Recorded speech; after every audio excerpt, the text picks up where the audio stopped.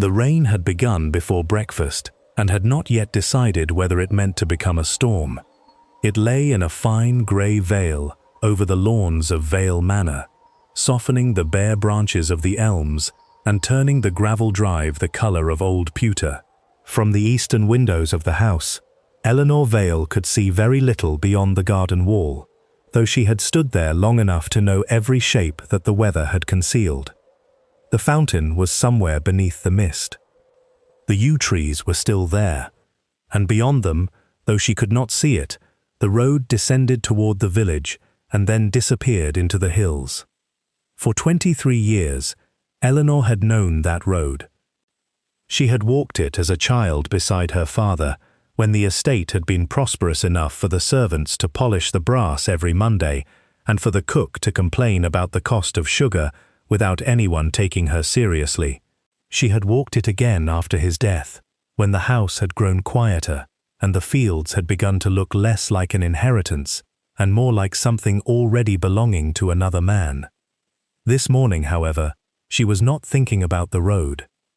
She was thinking about the letter lying unopened on the breakfast table. It had arrived shortly after 7. The seal bore the crest of the Duke of Blackwood. Eleanor had recognized it immediately. She had also recognized the expression on her stepmother's face when the butler placed it beside her plate. That expression was not fear. Lady Beatrice Vale was too disciplined a woman to display fear before breakfast. It was calculation.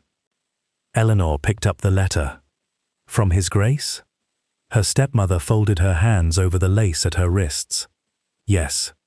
Why would the Duke of Blackwood write to me? Lady Beatrice looked toward the tall windows. Because circumstances have changed. That answer told Eleanor nothing. It also told her that her stepmother knew more than she intended to say. Eleanor broke the seal. There were only 3 lines.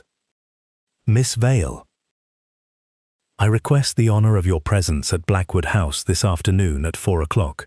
The matter concerns the future of your family. Adrian Blackwood, Duke of Blackwood. She read it twice.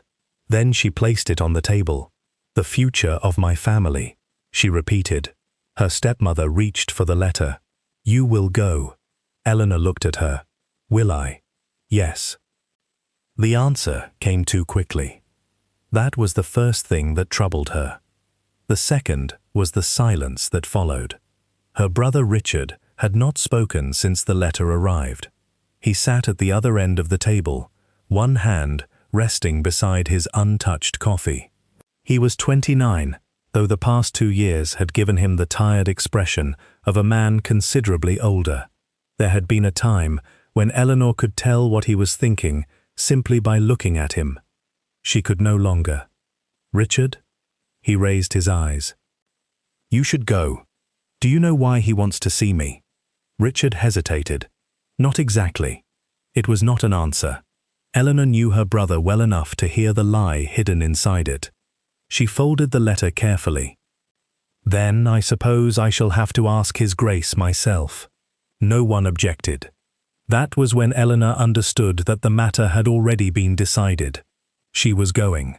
The carriage left Vale Manor shortly after 3. The rain had weakened to a mist by then, but the roads remained dark and wet beneath the wheels. Eleanor sat alone, wrapped in a plain travelling cloak, watching the countryside pass through the glass. She had expected to feel nervous.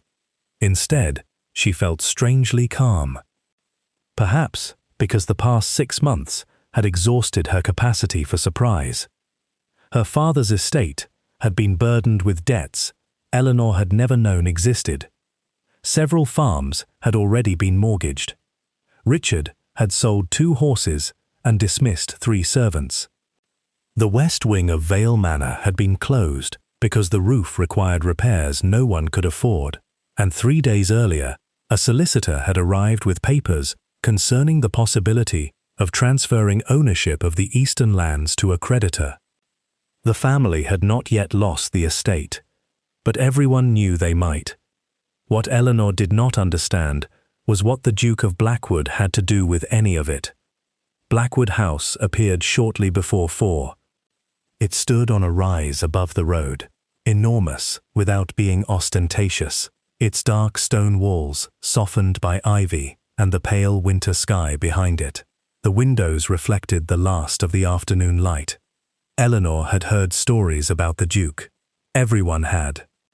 Adrian Blackwood was 31 years old and had inherited the title unexpectedly after the death of his elder brother. He had served abroad for several years before returning to England, and since then had acquired a reputation for being difficult to know and even more difficult to deceive. Some said he had no interest in marriage. Others said he had refused several wealthy heiresses. One elderly lady had once told Eleanor, with great satisfaction, that the Duke possessed the manners of a gentleman and the warmth of a locked mausoleum. Eleanor had laughed when she heard it. She did not feel inclined to laugh now. The butler received her with perfect courtesy and led her through a long corridor lined with portraits. There were generations of Blackwoods on those walls. Men in military uniforms, women wearing pearls, children painted beside hunting dogs. Eleanor noticed something as she passed. Every portrait seemed to have been painted with the same expression: control. She was shown into the library. The Duke was standing beside the fireplace. He was taller than she had expected. That was her first thought. Her second was that the stories had not exaggerated his reserve. He turned when she entered.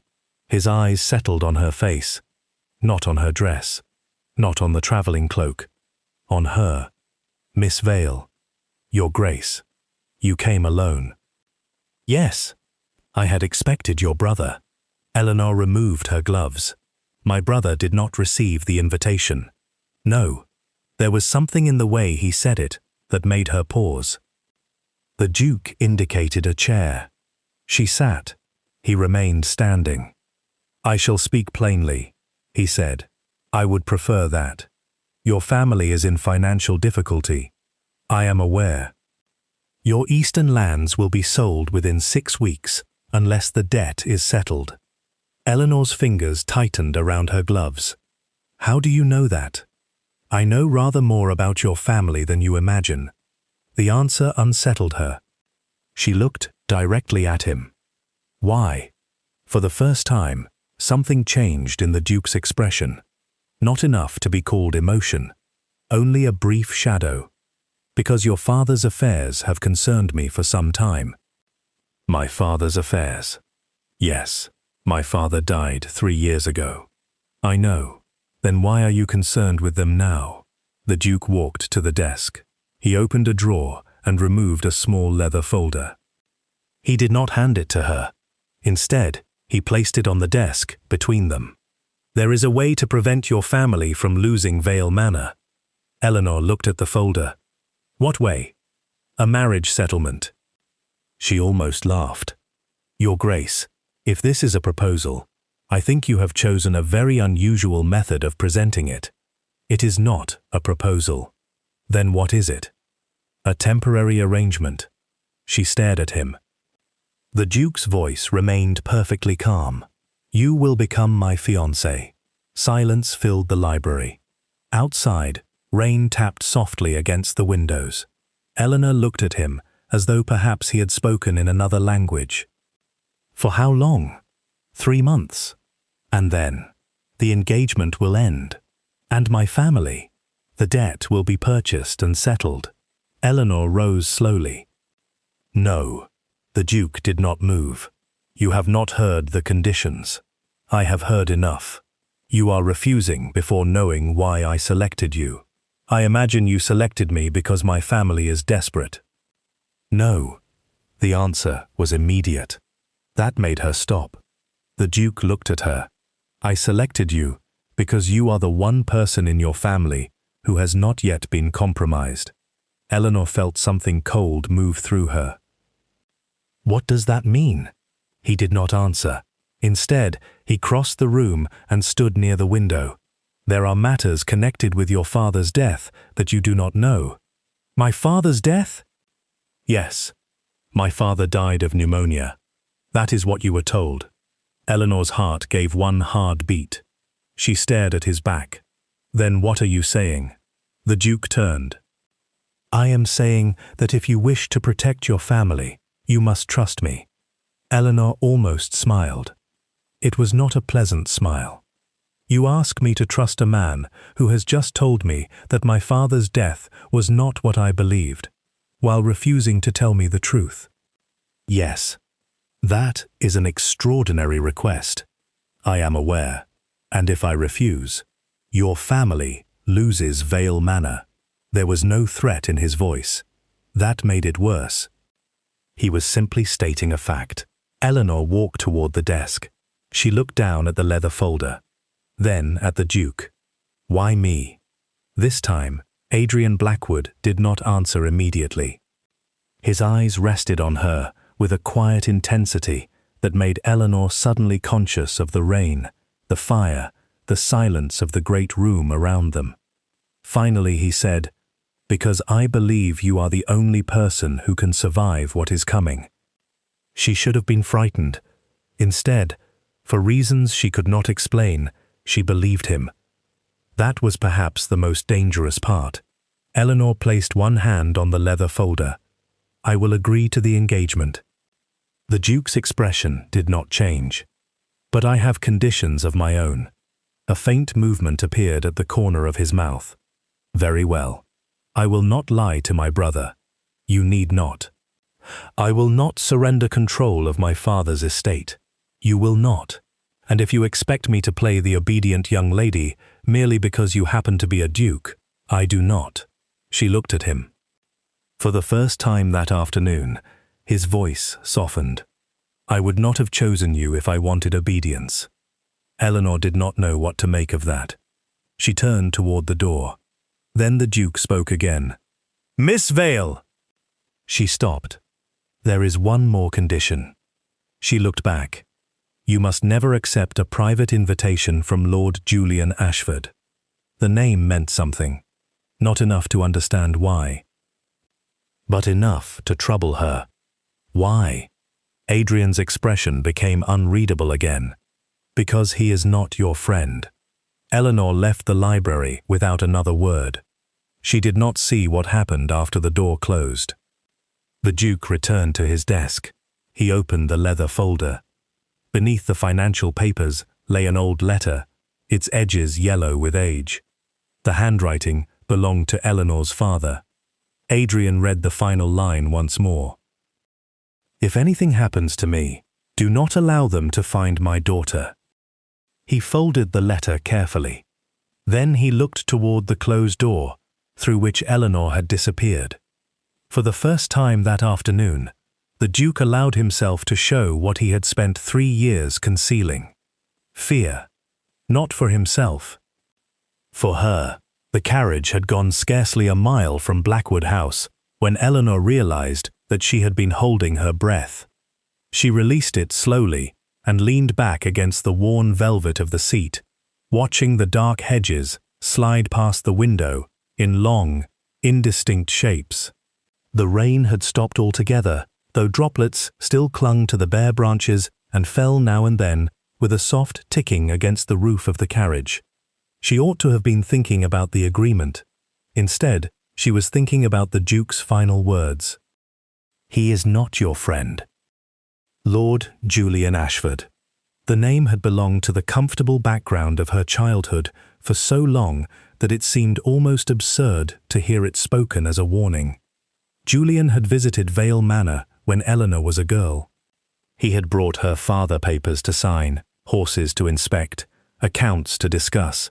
He had been charming to everyone, especially to her stepmother. Eleanor remembered him laughing in the drawing room and placing a hand upon Richard's shoulder as though they were old companions. She had never liked him particularly, but she had never feared him either. Now she wondered whether fear was simply another form of knowledge that arrived too late.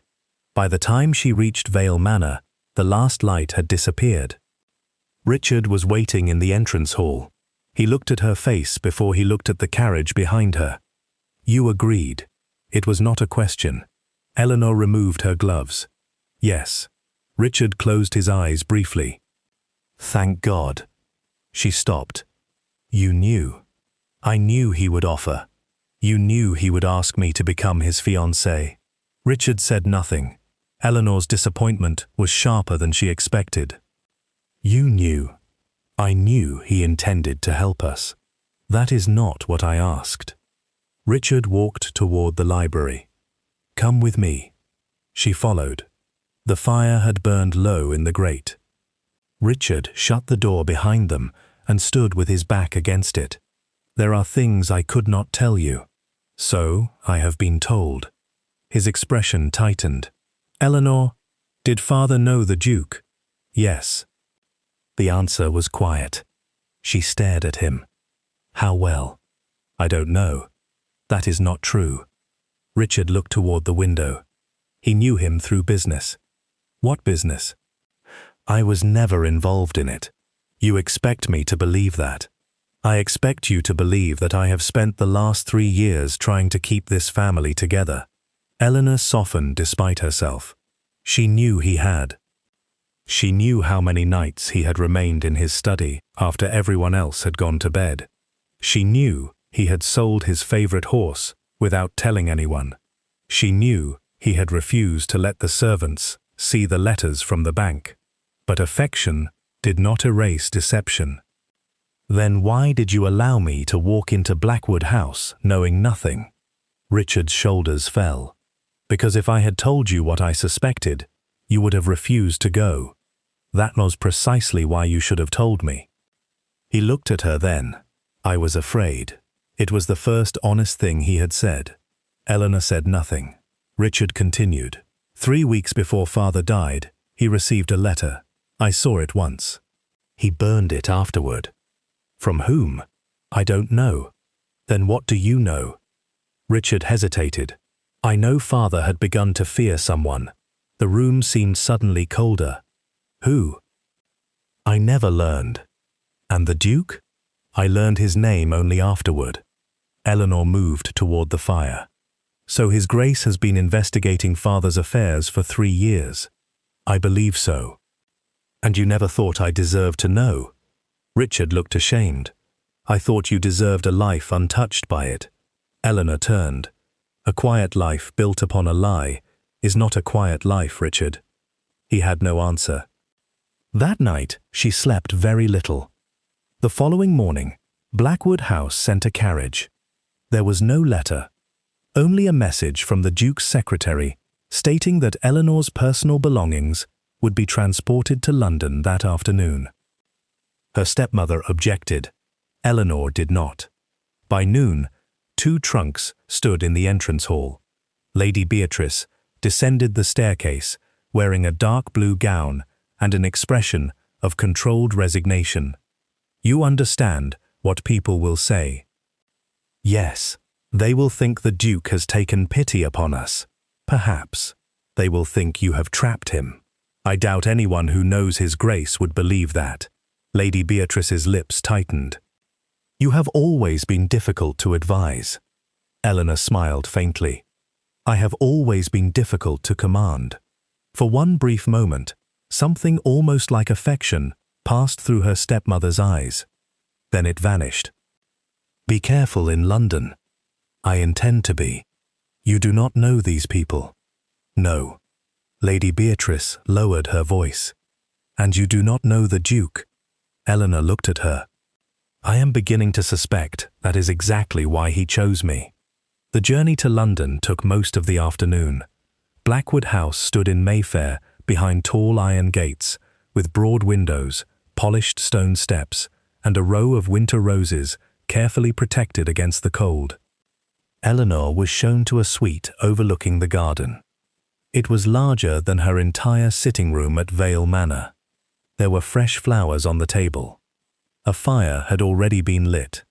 A maid named Clara unpacked her dresses without comment. Eleanor noticed that the room contained almost everything she might need, and yet she did not feel at home. Perhaps that was because everything had been prepared for her before she arrived. She stood beside the window. Below, a gardener was cutting back the dead stems of roses. The sound of shears carried faintly through the glass. "You have been given the blue room." Eleanor turned. The Duke stood in the doorway. He had changed from his traveling clothes and wore a dark evening coat. "You have an alarming habit of appearing without warning. I knocked. You did not wait. I rarely do." She almost smiled. He noticed. That was the trouble with him. He noticed too much. "I thought you should know," he said, "that the announcement will be made tomorrow. The engagement." "Yes. So soon. If we wait, people will begin asking questions." "What sort of questions?" "Why you are here." Eleanor folded her hands. "And what will we tell them?" "The truth." She raised an eyebrow. "Which truth?" His gaze held hers. "That we intend to marry." Eleanor's heart gave an inconvenient little beat. "You said it was temporary." "It is. And yet you will tell everyone we intend to marry. That is how engagements work." She looked away. The Duke stepped into the room. "Tomorrow evening, there will be a dinner." "An engagement dinner?" "Yes. With half of London watching. Most likely." "And you expect me to smile?" "No." She looked at him. "What do you expect?" "Only that you remain yourself." That answer surprised her. She had expected instructions, rules, warnings. Instead, he had asked for nothing more than herself. Why? "Because if you try to imitate the women who belong in my world, they will see through you." Eleanor gave a quiet laugh. "I am beginning to think you have very little faith in fashionable society." "I have great faith in fashionable society." "Really? They are remarkably consistent." She laughed again. This time, the Duke almost smiled. It was so brief that Eleanor wondered afterward whether she had imagined it. He turned toward the door. "Your maid will attend you tomorrow morning." "Your Grace." He stopped. "About my father." His expression changed. "I told you that I would not discuss it tonight." "I know. Then why ask?" "Because I want you to understand something." She waited. "Whatever you discover about him, you must not assume that his mistakes were yours." Eleanor stared at him. She had not realized until that moment how much she had needed someone to say it. "My father was not perfect," she whispered. "No. But he was a good man. I believe he was." The Duke left. Eleanor remained by the window. Outside, the gardener gathered the fallen rose branches into a small heap. She watched him for several minutes. Then she noticed something beneath the window. A man was standing across the street. He wore a dark coat and held an umbrella, though there was no rain. He was looking directly at the house. Eleanor stepped closer to the glass. The man turned. For one brief moment, she saw his face. Then a carriage passed between them. When it had gone, the man had disappeared.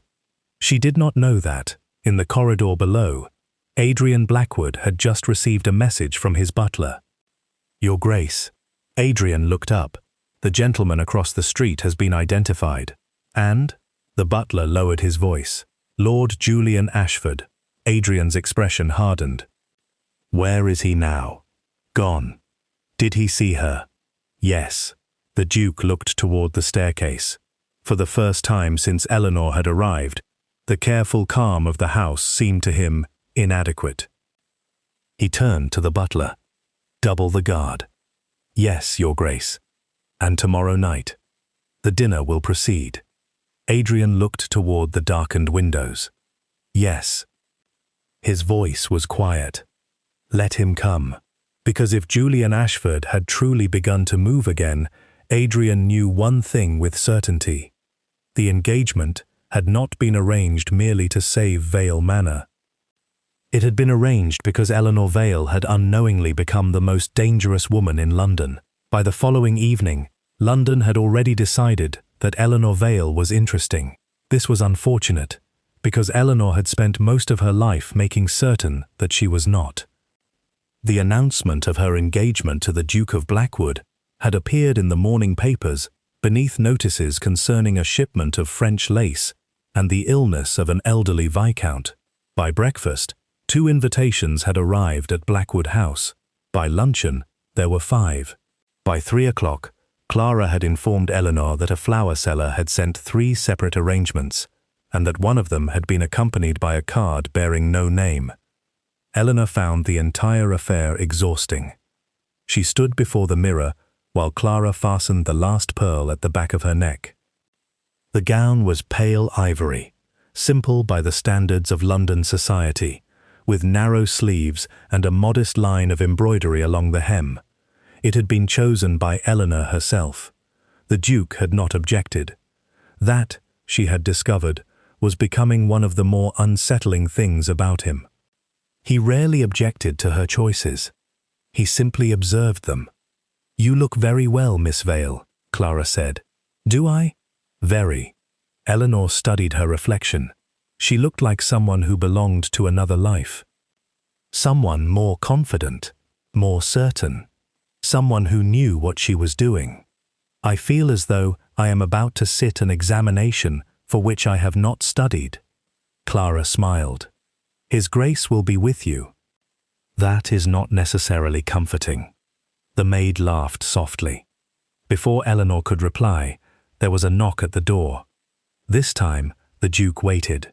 She noticed. "Come in." Adrian entered. He wore black evening clothes, severe in their simplicity, with a single silver pin at his cravat. His gaze moved over Eleanor once, then returned to her face. "You are ready." "I believe so." He offered his arm. She hesitated only a moment before placing her hand upon it. His sleeve was warm beneath her fingers. "Do I have instructions?" she asked as they descended the stairs. "Yes." "I knew it. Do not explain yourself. That is all. Do not defend yourself. Anything else? Do not allow Lady Pembroke to seat you beside her." Eleanor looked at him.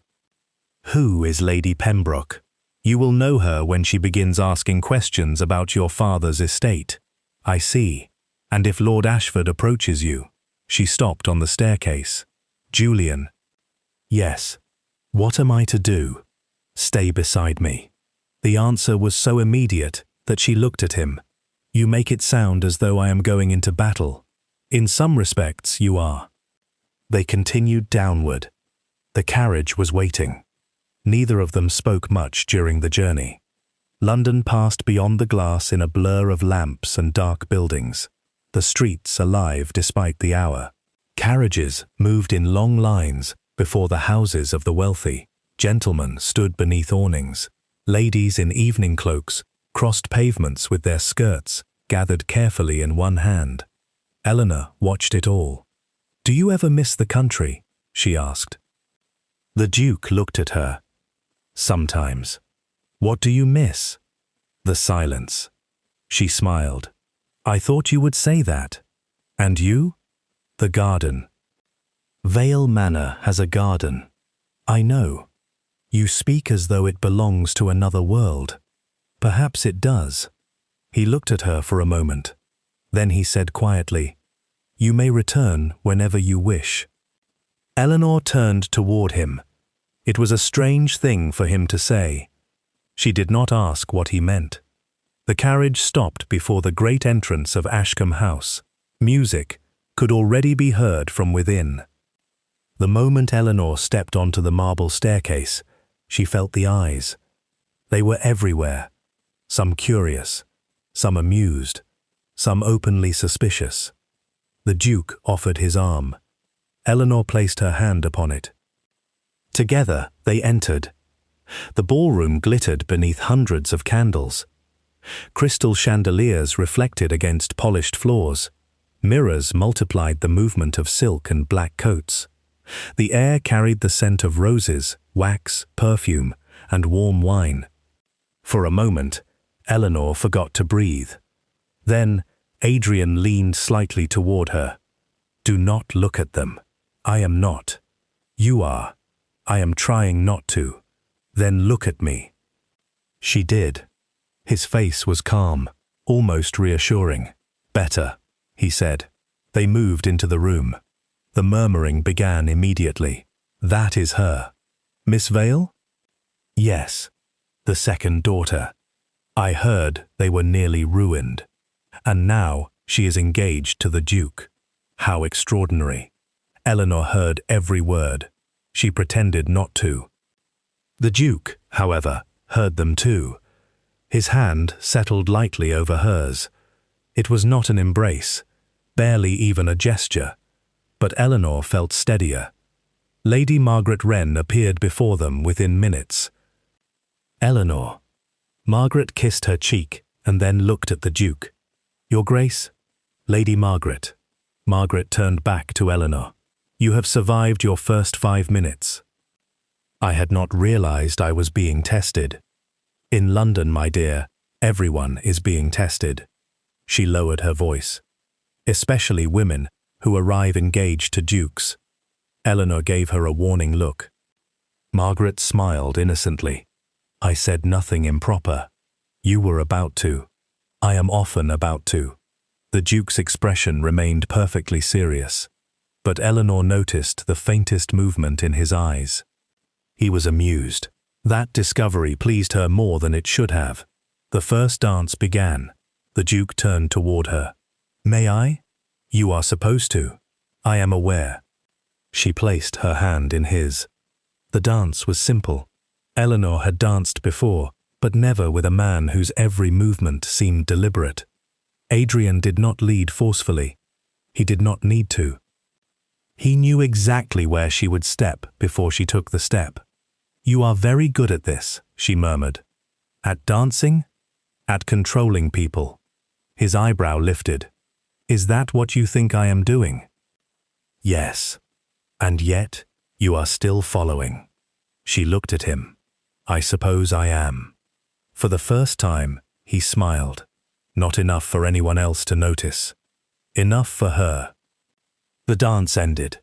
Before Eleanor could move away, a voice came from behind her. "Miss Vale." She knew it before she turned. Lord Julian Ashford. He looked exactly as she remembered him. Elegant, pleasant, composed. His smile was warm enough to appear sincere. "My congratulations." "Thank you." His gaze shifted to Adrian. "Your Grace." Lord Ashford. There was no warmth between them. Julian noticed Eleanor's hand resting on the Duke's arm. His smile did not change. "I confess, Miss Vale, I was surprised by the announcement." "So was I." Julian laughed. Adrian did not. "I had always imagined you would marry someone who knew you well." Eleanor felt the Duke's hand tighten slightly around her arm. Julian continued. "Your father would have been surprised as well." The room seemed to grow quieter. Eleanor looked at him. "What do you mean?" Julian's expression remained pleasant. "Nothing at all." "You mentioned my father. I merely meant that he would have wished you happiness." The Duke stepped forward. "Lord Ashford." "Yes?" "You have said enough." Julian met his eyes. A strange silence passed between the two men. Then Julian bowed. "Of course." He turned to Eleanor. "Perhaps we shall speak another time." "No," Adrian said. Julian looked back. The Duke's expression was cold. "I don't believe we shall." Julian smiled. "Then I shall leave you to your evening." He walked away. Eleanor waited until he was several steps beyond them. "Why did you speak to him like that?" "Because he was attempting to unsettle you. He mentioned my father." "I know. And you knew he would." "Yes." She looked at him sharply. "You knew he would approach me." "I expected it." "Then why bring me here?" Adrian was silent.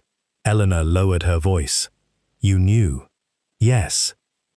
"You knew he would speak of my father." "Yes." "Then why?" The Duke looked down at her. "Because if you are to understand the people around you, you must see them for yourself." "And what have I learned?" "That Lord Ashford is afraid." Eleanor frowned. "Afraid of what?" "Of you." She almost laughed. That is absurd. No. His voice was very quiet. He is afraid of what you may remember. Before she could ask what he meant, a voice rose from the other side of the ballroom. Your Grace. Lady Pembroke approached with two other ladies. Eleanor recognized her immediately. The expression was exactly as the Duke had described it. Curious, predatory, pleasant. My dear Duke, Lady Pembroke said, you have kept your engagement remarkably quiet. Adrian bowed. Until now. Lady Pembroke looked at Eleanor. Miss Vale, we have all heard such wonderful things about your family. Eleanor smiled politely. I doubt that. Lady Pembroke's smile tightened. I beg your pardon? I said that I doubt you have. For 1 second, silence. Then Lady Margaret coughed suspiciously behind her fan. The Duke's eyes lowered. Eleanor realized he was hiding a smile. Lady Pembroke recovered. I was only going to ask whether you find London very different from the country.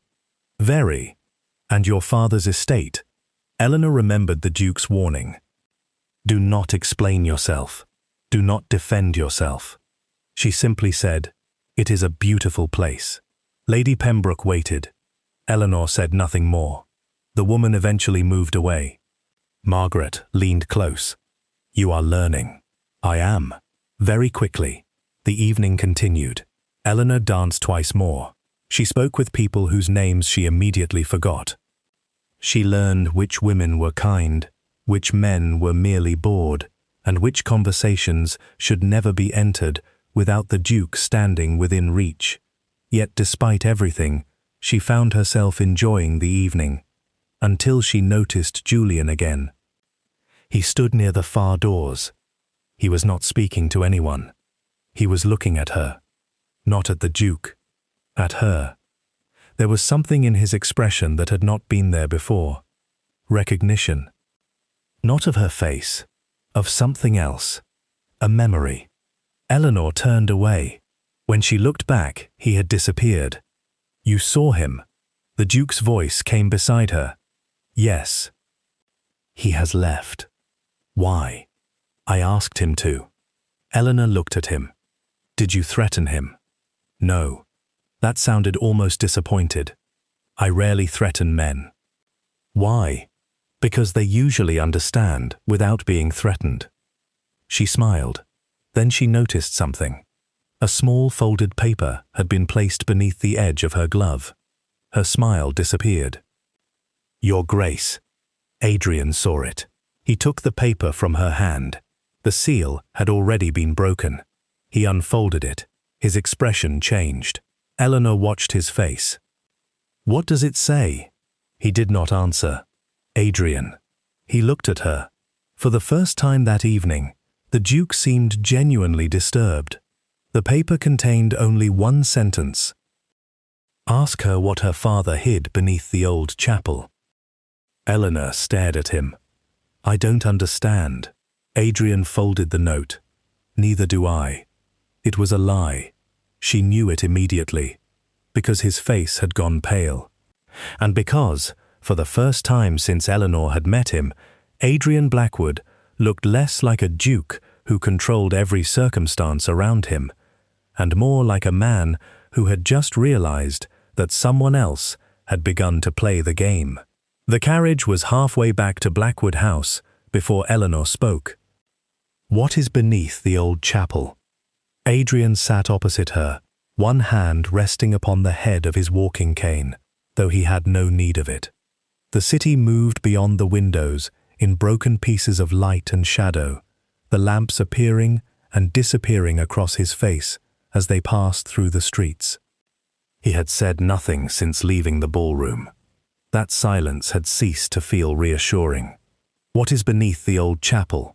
Eleanor repeated. I don't know. She looked at him. You are a poor liar, Your Grace. His eyes lifted to hers. Am I? Yes. A faint breath of amusement passed through him, but it vanished almost immediately. I know there is a crypt beneath the chapel. I have seen it. Have you? Yes, when I was a child. Then you know It has not been opened in years. I know. Adrian looked toward the window. The note was intended to frighten you. It did not frighten me. You are lying now. Eleanor folded her hands. I was frightened. He looked back at her. But not because of the note. Why, then? Because you knew what it meant. Silence. The carriage continued through the dark streets. At last Adrian said, "Your father kept papers there." "What papers?" "I don't know." "You don't know?" "I know only what I was told." "By whom?" He did not answer. Eleanor leaned forward. "By whom?" "My brother." She had never heard Adrian mention his brother before. "What was his name?" "Edward." "Is he alive?" "No." The answer came quietly. Eleanor regretted the question immediately. How did he die? Adrian's gaze moved to the rain-streaked window. 3 years ago, the same year her father had died. She felt the connection before she understood it. Were they involved in the same matter? Yes. What matter? I am still trying to discover that. The carriage slowed before the gates of Blackwood House. Eleanor looked at him. Then perhaps we should stop pretending this engagement is only about protecting my family. Adrian said nothing. Because it is not. No. Then what is it about? The carriage stopped. Adrian opened the door himself. Tomorrow. He stepped down. Eleanor remained seated. Tomorrow what? He looked back at her. I will tell you what I can. Then he walked into the house. Eleanor followed. She did not sleep. The next morning, London woke beneath a pale winter sky. A thin frost covered the garden walls, and the bare branches beyond the windows were silver at their edges. Eleanor dressed early. She had decided that waiting for Adrian to tell her the truth was no longer sufficient. If there was something beneath the chapel at Vale Manor, she would discover what it was herself. She went to the library. The Duke was not there. The room was quiet. A fire had been lit, but the flames were low. Eleanor walked toward the shelves. She did not know what she was searching for. Perhaps she was hoping the books would provide some clue. She examined the desk, then the drawers. Nothing. She moved to the cabinet near the fireplace. The second drawer was locked. Eleanor tried it. It opened. Inside were old correspondence, estate records, and several bundles of letters tied with faded ribbon. Her hand paused over them. She knew she should stop. Instead, she untied the first bundle. Most of the letters were business correspondence. Then she saw the handwriting. Her father's. Eleanor sat down. The letter was dated 3 months before his death. Adrian.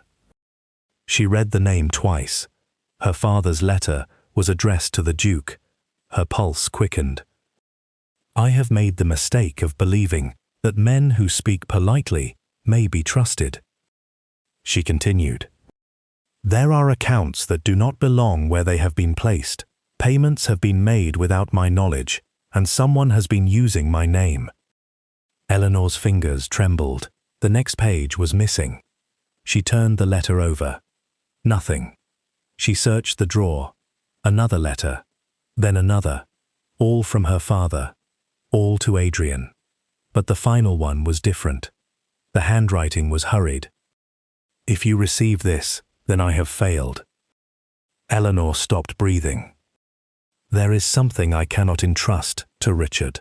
Beatrice knows more than she admits. Do not let Eleanor ask questions until she is safely removed from Vale. Her heart began to pound. She read the final sentence.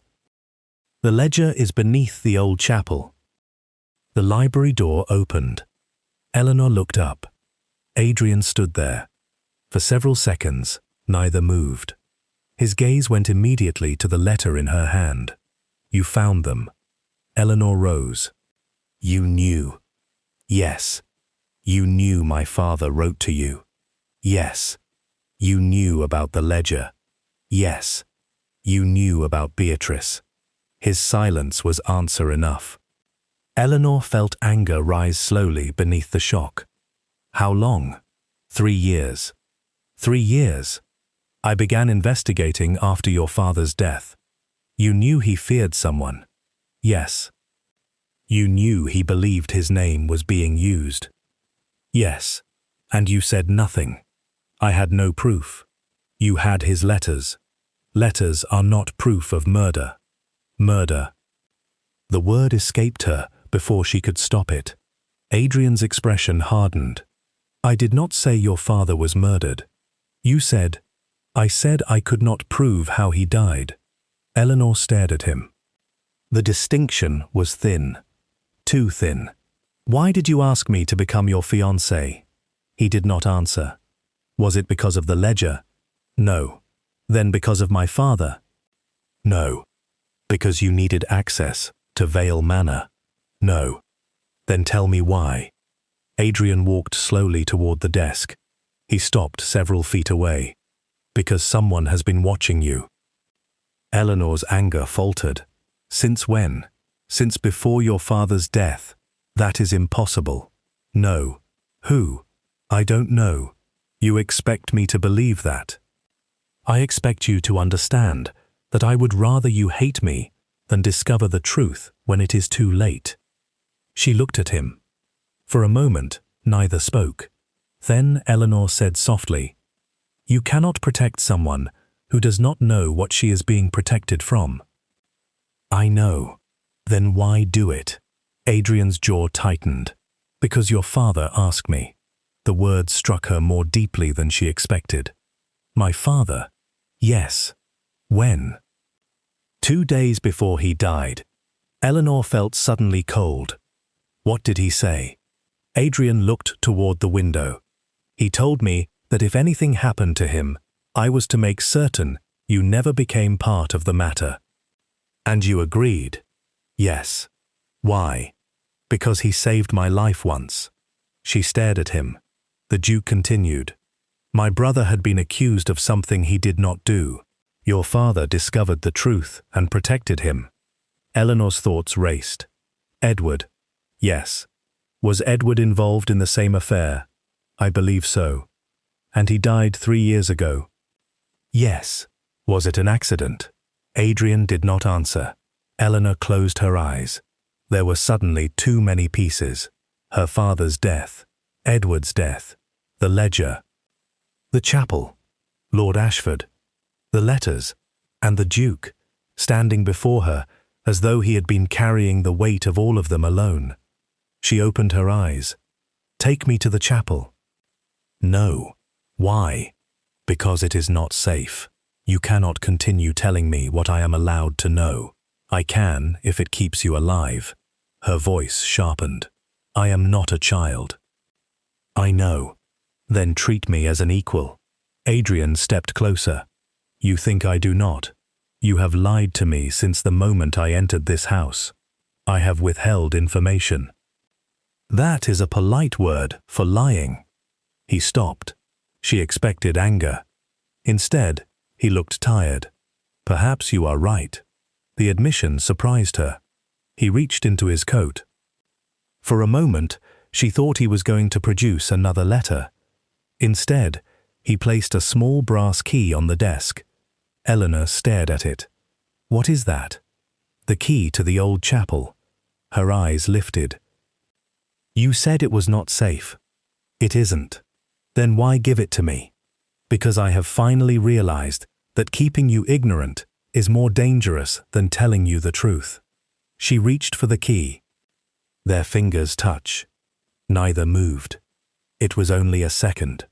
Yet Eleanor felt something change. Adrian released the key. We leave tomorrow morning. Tomorrow? Yes. Why not today? Because tonight there is a dinner at Blackwood House. I don't care about the dinner. You should. Why? He looked at her. Because Lord Ashford will be there. Eleanor's stomach tightened. And what does he want? Adrian's voice was quiet. The same thing whoever sent that note wants. What? The ledger. A pause. And if they find it? Adrian's gaze did not leave hers. They will discover what your father was trying to expose. And what was that? He took a breath. A fraud involving half a dozen estates. Eleanor waited. But he did not continue. Only half a dozen. No. His expression darkened. Mine included. The clock on the mantel struck 11. Eleanor looked down at the key in her palm. It felt strangely heavy. Outside, the frost had begun to melt beneath the weak winter sun, and drops of water fell from the stone cornices one by one. Neither of them noticed the figure standing in the corridor beyond the library door. The door had not been fully closed, and the man outside had heard enough. Lord Julian Ashford slipped silently away. In his gloved hand was a folded sheet of paper. On it was written only one sentence. The Duke knows about the ledger. Julian folded the paper and placed it inside his coat. Then he smiled, because he had finally learned something he had needed to know. Adrian Blackwood was no longer merely protecting Eleanor Vale. He was beginning to trust her. And that, Julian thought, could be used against them both.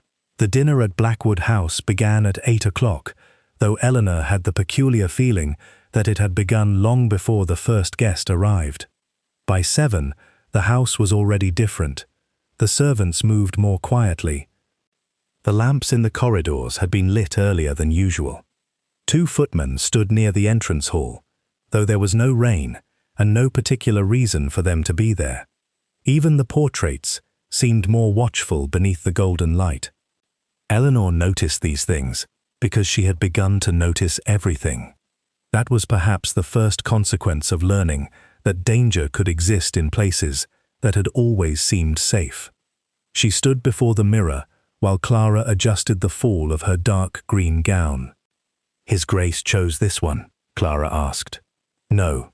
"Then who did?" "I did." Clara smiled. "I think he will like it." Eleanor looked at her reflection. "Why?" "Because he always looks at you when you wear green." Eleanor turned. "Does he?" Clara immediately became very interested in a ribbon. "I may have been mistaken." "You were not." The maid smiled. Eleanor tried not to smile herself. The trouble was that Clara had begun to notice things Eleanor was still trying not to notice. The Duke had become different since the night of the ball. Not warmer exactly. He was still reserved, still controlled, still capable of making an entire room fall silent simply by looking at someone. But there were small differences. He now knew when Eleanor had not eaten enough. He knew she preferred the library fireplace rather than the drawing room. He had instructed the kitchen that tea should be brought to her without asking whenever she worked late. None of these things were important. That was why they were dangerous. The great doors opened. The first guests arrived. By 8:30, the drawing room was filled with conversation. Lady Margaret came first among those Eleanor trusted. She took one look at Eleanor and said, "You look as though you are about to be presented to a firing squad. I am beginning to suspect London society prefers firing squads to dinner, only because dinner lasts longer." Eleanor laughed. Then the Duke entered. The room changed. It always did. Adrian did not demand attention. He simply received it. His gaze found Eleanor almost immediately. For one moment, neither spoke. Then he crossed the room. "You are well." "Yes." "You are pale." "I slept badly." His eyes narrowed. "Why?" "I found several letters from my father." The slightest pause. "I see. You were right." "About what?" "I should have known there was more." He looked at her. "I am sorry." The words were so quiet that she nearly missed them. Eleanor did not know what to say. Before she could answer, Lady Pembroke approached. "Your Grace, I must congratulate you again. Miss Vale has caused quite a sensation." Adrian turned toward her. "I had not noticed." Lady Pembroke laughed. "Of course you had." She looked at Eleanor. "Have you become accustomed to Blackwood House?" Not entirely. You will. There was something unpleasantly knowing in the way she said it. Eleanor smiled politely. I hope so. Dinner was announced. Eleanor found herself seated beside Adrian. Across the table sat Lord Julian Ashford. She felt the Duke notice her attention. Do not look at him, he murmured. I wasn't. You were. She lowered her voice. You are becoming repetitive, and you are becoming careless. She glanced at him. Are you always this impossible? Usually. She almost smiled. Dinner proceeded. Conversation moved from Parliament to the weather, from horses to the latest musical performance, and then, inevitably, toward property and inheritance. Eleanor remained silent. She remembered the Duke's instructions. Do not explain! Do not defend. But Lord Ashford eventually turned toward her. I hope Vale Manor is recovering. Eleanor looked at him. We are managing. How fortunate. His tone was pleasant. Almost sympathetic. It would have been a shame to see such an old estate divided. Richard had once told her that Julian knew the estate better than most men outside the family. She wondered why. Were you ever at Vale Manor? She asked. Many times. As a guest of my father. Yes. And did you know about his accounts? Julian's smile remained. Everyone knew Lord Vale was meticulous. That was not my question. The table became quieter. Adrian set down his glass. Julian looked toward him. Your fiancée has become direct. She has always been direct. Eleanor glanced at Adrian. That was not quite true, but she liked hearing him say it. Julian smiled. Then perhaps I should answer honestly. He looked at Eleanor. Your father was concerned about certain discrepancies before his death. Her heart tightened. What discrepancies? Adrian spoke before Julian could answer. Enough. Julian leaned back. I was merely answering Miss Vale. You were provoking her. I assure you, I did not ask what you intended. The conversation around them stopped entirely. Julian's expression hardened for the first time. Then he smiled. Of course. The dinner continued. But Eleanor could no longer concentrate on the conversation. She looked toward Adrian. He was watching Julian. Not angrily. Something worse. Carefully. As though he had already begun calculating what the other man might do next. Later, after the guests moved into the drawing room, Eleanor slipped away. She needed air. The library was empty. She walked toward the windows. The garden lay beneath the moonlight, pale and still. Then she heard a sound, a door closing. Eleanor turned. The library door was open. She was certain she had closed it. She approached slowly. The corridor beyond was empty. Clara? No answer. She stepped outside. A faint scent of tobacco remained in the air. Someone had been there. She returned to the library. The drawer containing her father's letters was open. Eleanor froze. She crossed the room. The letters were still there, but one was missing. The final letter. The one mentioning the chapel. She searched the drawer again. Nothing. A floorboard creaked behind her. She turned. No one. Then a voice spoke from the doorway. Miss Vale. She almost cried out. Adrian stood there. He looked at her face, then at the open drawer. What happened? One of my father's letters is missing. He entered. Which one? The final one. His expression changed. Who else knew about it? No one. That is not true. Eleanor frowned. You knew. Yes. Richard knew. Did you tell him? No. Then who else? She hesitated. The person who wrote the note at the ball. Adrian's gaze sharpened. Exactly. He moved toward the desk. Eleanor followed. There is something else. What? The drawer was locked. He looked at the lock, then at her. Who has a key? I don't know. I do. She waited. The housekeeper. Eleanor felt a chill. Mrs. Finch. Yes. She has worked here for 30 years. I know. She would never. I did not say she did. He turned toward the door. Where are you going? To find her. Eleanor caught his sleeve. Wait. He looked down at her hand. She realized what she had done and released him. I am coming with you. No. You cannot keep doing that. Doing what? Deciding what is safe for me. His expression softened. Only slightly. I am trying to keep you alive, and I am trying to help you. That stopped him. For several seconds they stood there. Then Adrian nodded. Very well. They found Mrs. Finch in the servants' corridor. She was an elderly woman with silver hair and a stern expression.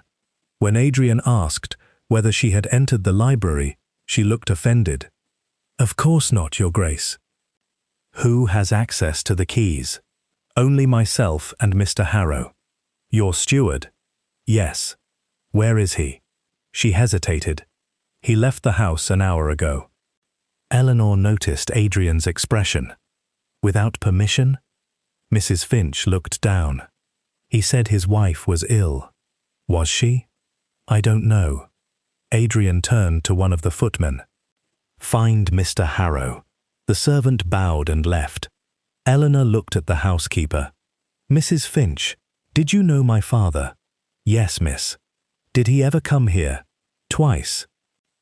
Did he speak with the Duke's father? The old woman hesitated. Yes. When? Years ago. What about? Mrs. Finch looked at Adrian. He gave a small nod. She said quietly, Your father came here because he believed someone was stealing from the Blackwood estate. Eleanor felt the floor beneath her seem suddenly uncertain. Who? I never knew. And my father. He told the Duke's father that the person responsible was very close to him. Did he say who? No. Mrs. Finch looked frightened. Eleanor noticed. Mrs. Finch. The old woman lowered her voice. He said something else. What? That if anything happened to him, the truth would be found beneath the chapel. The corridor fell silent. Eleanor looked at Adrian. He had gone completely still. The same fear she had seen in the library had returned to his face. Only now she understood why. Someone had known about the chapel. Someone had stolen the letter. And someone inside Blackwood House might be helping them. A sudden crash sounded from the end of the corridor. Everyone turned. A servant came running. Your Grace! What is it? The stable boy found Mr. Harrow. Adrian's face hardened. Where? In the garden. They hurried outside. The night air was cold. The garden lamps cast long shadows over the gravel. Mr. Harrow lay beside the stone wall, alive, but unconscious. A small cut marked his temple. Beside his hand lay a torn piece of paper. Adrian picked it up. There were only 3 words visible. The chapel, tomorrow. Eleanor stared at it. Adrian folded the paper. We leave at dawn. For Vale Manor? Yes. To find the ledger? No. He looked toward the dark garden. To find out who has been watching you. Eleanor's voice was quiet. And if we find them? The Duke looked at her. For a moment, his expression held none of the cold authority the rest of London knew. Only determination. Then they will discover that they have made one mistake. What mistake? Adrian's gaze remained on hers. They thought you were alone. Behind them, somewhere within the house, a clock began to strike midnight. And on the upper floor, unseen by everyone below, a door opened very slowly. A gloved hand placed a fresh envelope beneath Eleanor's bedroom door, then disappeared into the darkness. On the front of the envelope were 4 words. For Miss Eleanor Vale. Inside was a single line. Ask the Duke why your father feared him. Eleanor did not sleep after finding the letter beneath her door. She read it 3 times. The handwriting was unfamiliar. The words were not. Ask the Duke why your father feared him. It was the sort of sentence designed to create a question rather than answer one, and Eleanor had begun to suspect that whoever was behind the messages understood that very well. She sat beside the dying fire until the room grew cold. Her father's final letter lay on the table. The brass key to the chapel rested beside it, and between them was the anonymous note. 3 objects, 3 pieces of a story she still could not see. At 5:30, there was a quiet knock. Miss Vale? Clara entered carrying a tray. You are awake. I have been. Clara looked at the untouched bed. So I see. Eleanor folded the anonymous letter and placed it inside her dressing gown. Has His Grace risen? He has been awake since 4. Of course he has. Clara smiled. He has ordered breakfast for the road. Eleanor looked toward her. The road? To Vale Manor. I know. The maid hesitated. Miss? Yes? There are 6 men in the stable yard. Guards? I believe so. Eleanor looked toward the window. The sky was beginning to lighten. Then His Grace expects trouble. Clara said nothing. That was answer enough. An hour later, Eleanor descended the stairs. Adrian was waiting in the entrance hall. He wore a dark traveling coat, his gloves tucked beneath one arm.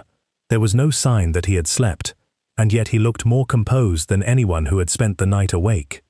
His gaze moved over her. You should have rested. I could say the same. I was working. So was I. What were you doing? Reading your anonymous letter. His expression changed. Only slightly. You received one. Eleanor took it from her pocket. He read it. For several seconds he said nothing. Then he folded it. Whoever wrote this wants you to doubt me. Do they have reason? Yes. She looked at him. Then perhaps you should tell me why. He held her gaze. Your father did not fear me. He wrote that you should keep me away from the matter. He did. That is not an answer. No. Adrian looked toward the open doors. The morning was grey beyond them. We will talk on the road. Eleanor almost smiled. You have a remarkable talent for postponing difficult conversations. I have a remarkable talent for knowing when a conversation should not happen in a hallway. She followed him outside. The journey began beneath a low sky. There were 2 carriages. The first carried Eleanor and Adrian. The second carried 4 guards. A rider followed behind them. For the first hour, neither spoke. The countryside gradually replaced London. Houses became fewer. Fields widened. The roads narrowed. Eleanor watched the hedgerows pass. She had forgotten how much she loved the country. Even in winter, there was something reassuring in it. The bare trees, the dark earth, the distant smoke rising from cottages, the occasional horse moving slowly through a field. She wondered whether she would ever look at Vale Manor in quite the same way again. You are thinking about leaving. Adrian's voice interrupted her thoughts. I am thinking about home. That is different. Is it? Yes. How? He looked out the window. Home is where you believe you are safe. Eleanor looked at him, and Vale Manor no longer feels safe. No. She turned toward him. You knew this before I did. Yes. How long? Since the first time I visited your father after your mother's death. You knew the house was being watched. I suspected. And you never warned us. I warned your father. He said nothing. He believed silence would protect you. Eleanor looked down. That sounds like him. There was a faint sadness in her voice. Adrian noticed. You loved him. Yes. Very much. Eleanor smiled faintly. He taught me to read the weather from the trees. Adrian looked at her. She continued. He said the clouds always told the truth if one knew how to listen. And did he? Usually. She looked through the window. He was less successful with people. The Duke was silent. Then he said, he trusted the wrong ones. Who? I don't know yet. You have suspicions? Yes. Lord Ashford. Adrian did not answer. Your silence is becoming predictable. I am aware. She looked at him. Do you trust him? No. Did my father? Once. And then? He stopped. Why? Adrian's fingers tightened around his gloves. Because he discovered that Ashford had been using his name. Eleanor sat straighter. For what? Land transactions. My father's estate, not only yours. She stared at him. How many? 7. The number unsettled her. 7 estates. Yes. Then this is larger than Vale. Much larger. And the ledger? May contain the proof, which means whoever wants it is willing to hurt people. Adrian looked directly at her. Now you understand why I did not want you involved. I was involved before I knew there was a matter. Yes. Because of my father. Yes. Because of the ledger. Yes. She paused. And because of you. The Duke's eyes remained on hers. Yes. The carriage moved on. Neither spoke for several minutes. Then Eleanor asked, Did my father ever ask you to protect me personally? Adrian looked away. Yes. When? On the last night I saw him. What did he say? Adrian's voice became quieter. He told me that you had always believed people were better than they were. Eleanor smiled sadly. That sounds like him. He was worried someone would use that against you. Did he say who? No. She watched him. You are still hiding something. Yes. At least you admit it now. A faint smile appeared. I am improving. She almost laughed. The road curved through a stretch of woodland. The light became darker beneath the branches. The rider behind them suddenly shouted. Adrian turned. What is it? The carriage slowed. A horse had fallen across the road ahead. One of the guards dismounted. Another raised his hand. Wait! Adrian's expression changed instantly.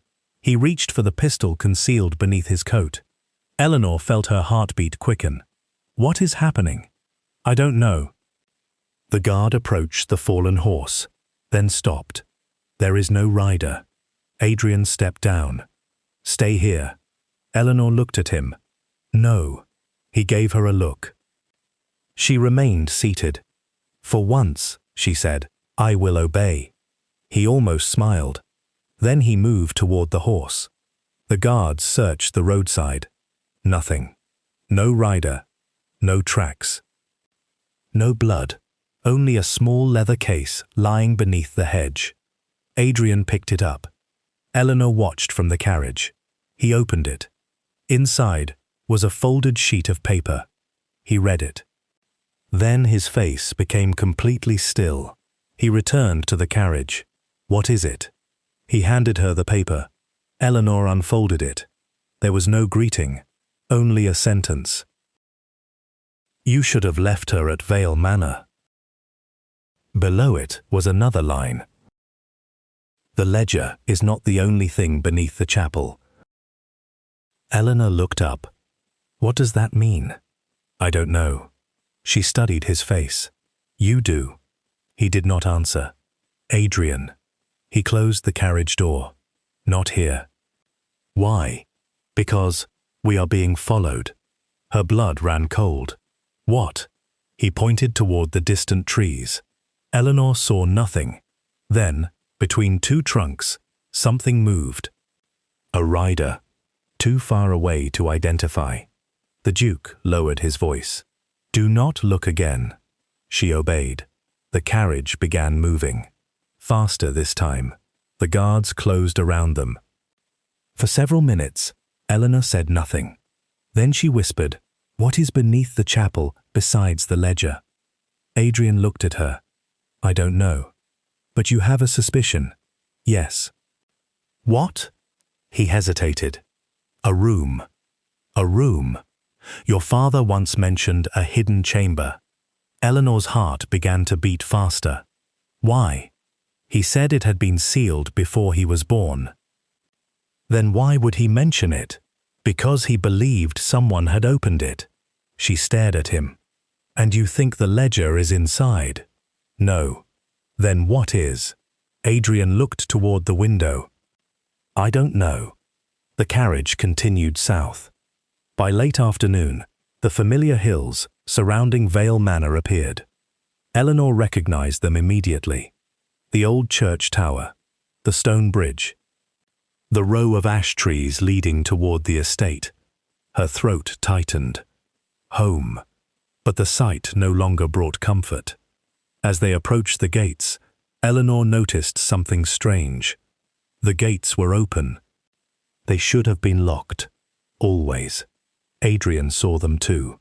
"Stop." The driver pulled the reins. The horses slowed. One of the guards rode ahead. Eleanor leaned forward. "Do you see anything?" "No." Adrian's voice was very quiet. "That is what concerns me." The gates stood open beneath the fading light. No servants came to greet them. No stable boy. No housekeeper. No sound came from the manor. The entire estate seemed deserted. Then the front door opened. A woman stepped onto the threshold. Lady Beatrice. She looked pale. She walked toward the carriage alone. Adrian stepped down. What happened? Lady Beatrice looked at him, then at Eleanor. Her eyes filled with something Eleanor had never seen there before. "Fear." "Your Grace," she whispered. "What happened?" Beatrice swallowed. "Someone came here last night." Eleanor stepped from the carriage. "Who?" Her stepmother looked at her. "No one knows." Adrian's expression hardened. What did they want? Lady Beatrice looked toward the old chapel, barely visible beyond the trees. Then she said, "They were searching for something." Eleanor felt the brass key beneath her glove. "What?" Beatrice's voice trembled. "Your father's grave was opened." The world seemed to become very still. Eleanor looked toward the chapel. Her father had been buried there 3 years ago, and suddenly she understood why the anonymous letter had mentioned what lay beneath it. The ledger was not the only secret hidden at Vale Manor. Someone had come looking for something that her father had taken to his grave. And if they had been willing to disturb the dead to find it, then whatever remained beneath the chapel was worth killing for. For several moments after Lady Beatrice spoke, Eleanor could not move. The words seemed too terrible to belong to the quiet evening. Your father's grave was opened. Beyond the house, the last light of day rested faintly upon the fields. A rook called from the elm trees. Somewhere near the stables, a loose piece of iron tapped against a wooden post in the wind. Ordinary sounds. That was what made the silence inside Eleanor so strange. My father's grave, Beatrice nodded. When? Last night. Who found it? The gardener. Where is he? In the village. He refused to remain here. Eleanor looked toward the chapel. Take me there. Adrian immediately stepped between her and the path. No. She looked at him. Do not say no. I must. My father's grave has been disturbed. I know. Then I am going to see it. It is not safe. Nothing appears to be safe anymore. His eyes held hers. For a moment, neither yielded. Then Eleanor saw something in his expression. Not anger. Fear. She softened. Adrian. He looked away. Finally he said, You will remain beside me. I will. And you will do exactly as I say. She hesitated. That depends. His eyebrow lifted. On what? Whether your instructions are sensible. For the first time since they had arrived, his mouth almost curved. Very well. They walked toward the chapel together. Richard joined them before they reached the path. He had come from the house carrying a lantern. His face was pale. "I heard." Eleanor looked at him. "You knew?" "No. You knew Father had a secret." "I knew he had secrets." "Did you know about the chapel?" Richard shook his head. "I swear it." Adrian watched him carefully. Richard noticed. "You think I had something to do with this?" "I think someone in this family knows more than he has admitted." Richard's jaw tightened. "That may be true." Eleanor looked between them. "Then let us stop pretending." They continued toward the chapel. It stood at the far edge of the estate, surrounded by old yew trees and a low stone wall. Eleanor remembered it from childhood. Her father had once brought her there on a summer morning and shown her the oldest gravestone. He had told her that a house could survive the death of a man, but it could not survive the death of its memory. She had not understood him then. She understood him now. The chapel door was unlocked. Adrian pushed it open. Cold air moved through the small interior. The candles had been extinguished. Dust lay across the stone floor. Eleanor followed him down the narrow steps toward the family crypt. Her father's coffin had been removed from its resting place. The stone slab lay cracked beside it. Eleanor stopped. For one terrible instant, she could not breathe. Adrian moved closer. "You need not look. I do." She stepped forward. The coffin itself had not been opened. The damage was around it. Someone had searched beneath it. The earth had been disturbed. A narrow hollow had been dug into the ground. Eleanor stared. Why would they do that? Adrian crouched beside the opening. "Your father hid something. Under his grave?" "Perhaps." Richard stepped forward. "There's something here." He reached into the hollow. Adrian caught his wrist. "Wait." Richard stopped. Adrian examined the earth. Then he removed his glove and carefully brushed aside the soil. A small metal box appeared. Eleanor's heart began to race. Adrian lifted it out. The box was blackened with age. There was no lock. He opened it. Inside lay 3 things: a signet ring, a small bundle of papers, and a photograph. Eleanor stared at the photograph. Her father stood in front of Vale Manor. Beside him was another man. She recognized him immediately. The Duke's brother, Edward Blackwood. But there was someone else in the photograph. A younger Lord Julian Ashford. Eleanor felt the blood leave her face. "He knew my father." Adrian looked at the photograph. "Yes. No." Eleanor shook her head. "He knew him before I knew. Before any of us." Richard reached for the papers. "What's written there?" Adrian opened the first. It was an account. Names, dates, payments. Eleanor leaned closer. She recognized several estates. The Ashford property, a Blackwood holding, 2 neighboring estates, and Vale. Her father's handwriting appeared in the margins. False transfer. Payment received, but not recorded. Ashford instructed him. Eleanor looked at Adrian. "Who is him?" Adrian read the next page, then another. His expression darkened. "Your father's steward." "Mr. Harrow?" "Yes." Richard stared at him. "But Harrow worked for father for years, and later for me," Adrian said. Eleanor remembered the injured steward. He was attacked because he knew about the ledger. Perhaps. Or because he was helping them. Adrian looked at her. Perhaps. She turned toward the photograph. Why would father keep this? Adrian examined the back. There was writing there. He read it aloud. "Before the bargain." Eleanor frowned. What bargain? Adrian did not answer. Richard looked toward him. "You know." The Duke's face became still. "Know what?" "You recognize the ring." Eleanor looked at Adrian.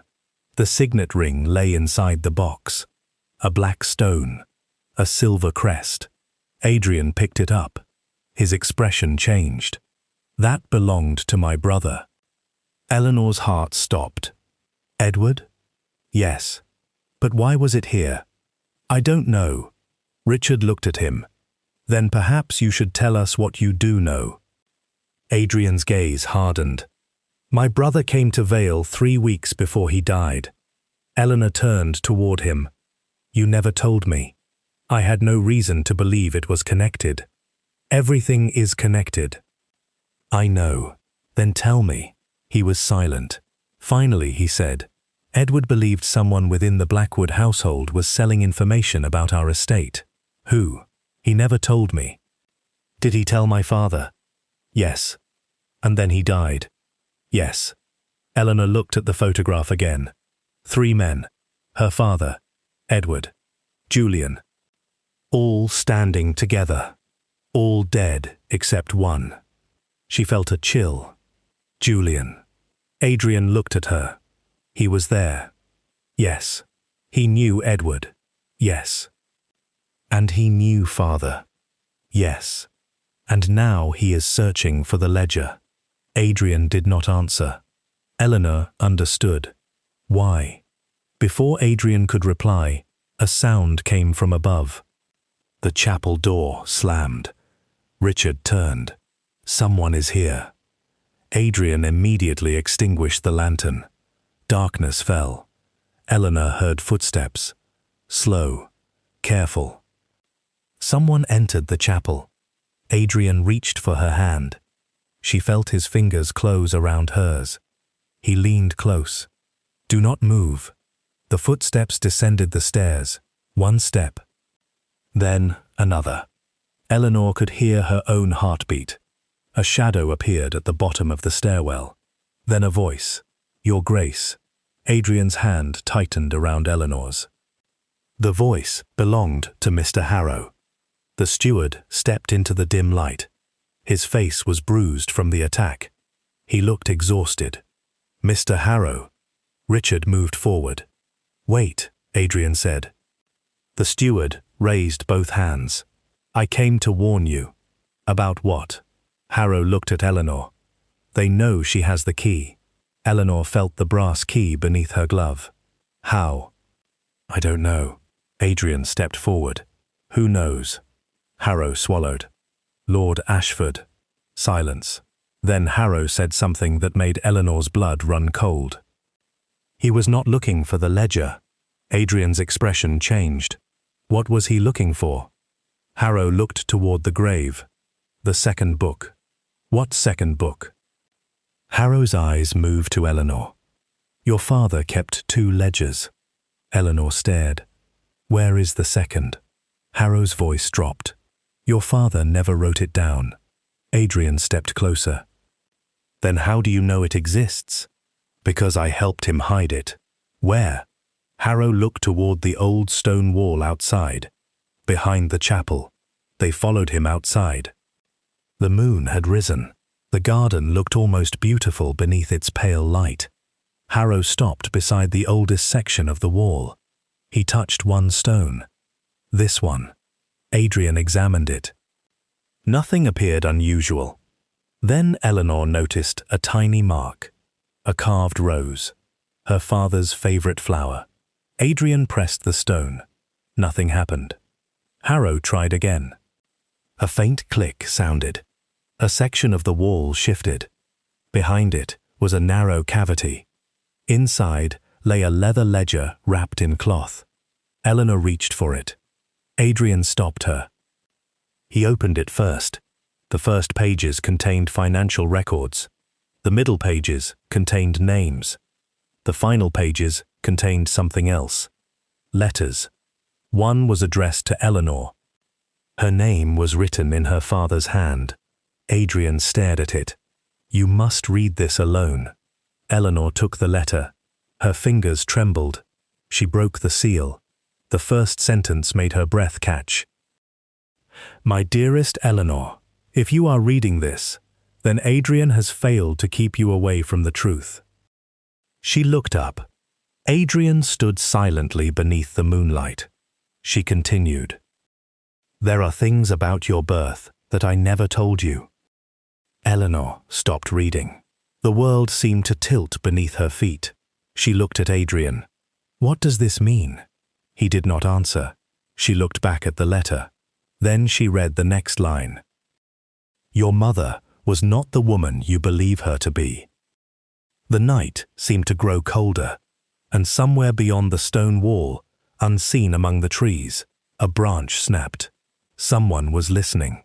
Someone who had followed them to the chapel. Someone who now knew that the second ledger had been found.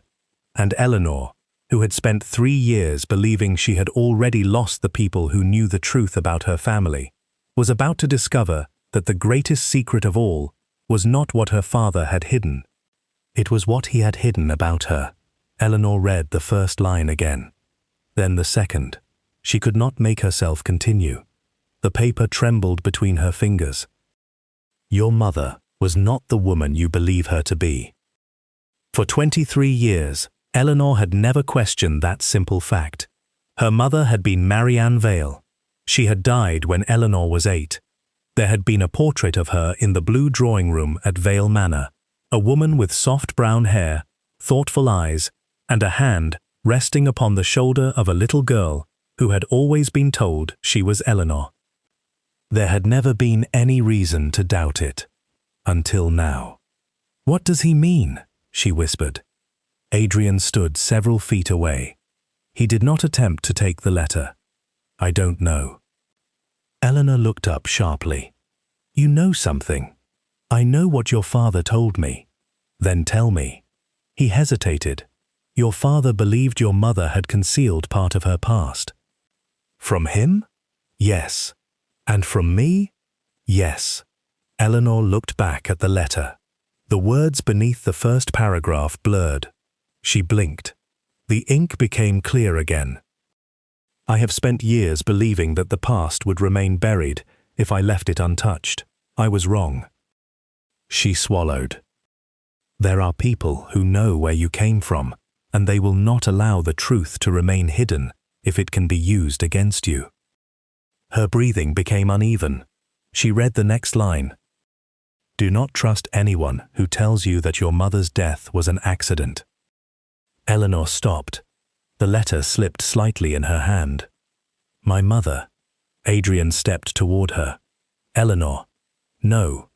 She looked at him. "My mother died of fever." "That is what you were told." "Who told me?" "Your father.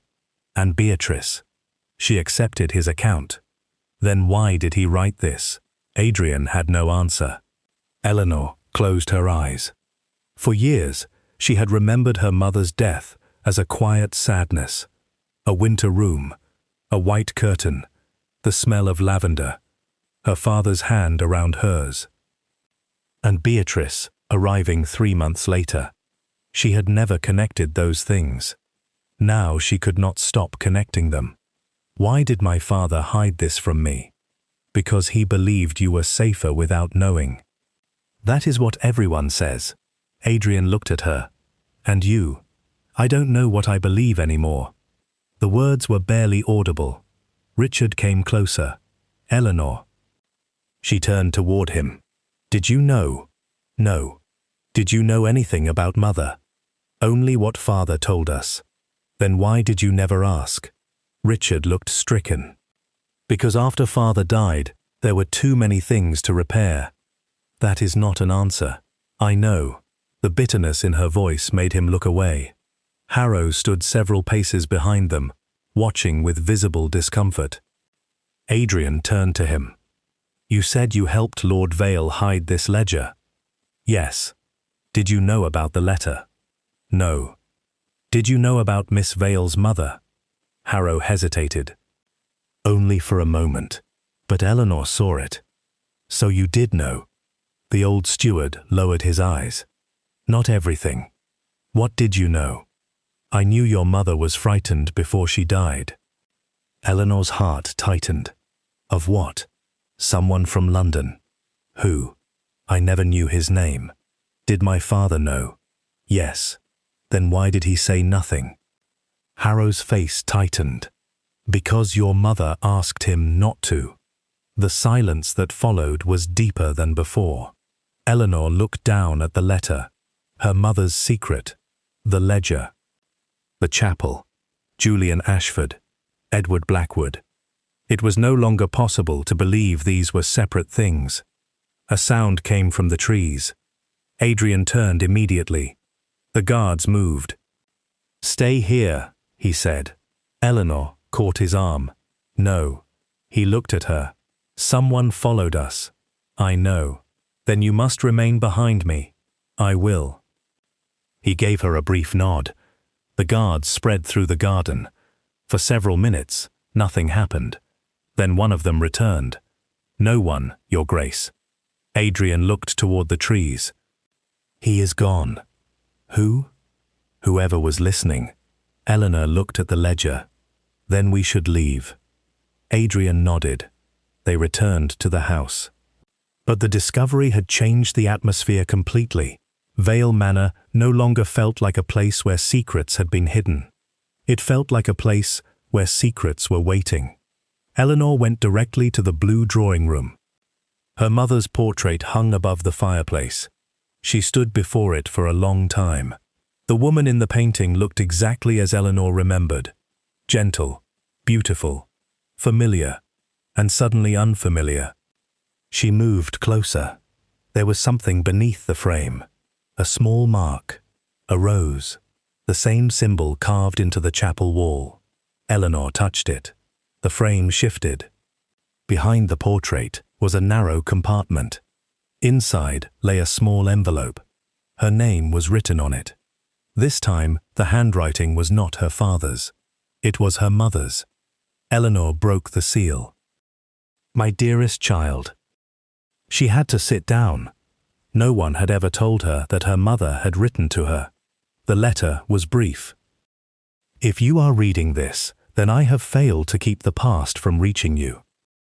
Eleanor pressed her hand against her mouth. "There is a man in London who believes something belonging to me is now yours." She read the sentence twice. "Your father does not know everything. Neither does Beatrice." Then, "But there is one person who does." Eleanor's eyes moved down the page. The name was written alone. Adrian Blackwood. She stopped. The room seemed to disappear around her. Her mother had known the Duke. Not merely known of him. She had trusted him enough to leave Eleanor's future in his hands. Eleanor stood abruptly. She found Adrian in the study. He was speaking with Richard when she entered. Both men looked toward her. She held out the letter. "You knew." Adrian read the first lines. His face became still. "Yes." Eleanor's voice shook.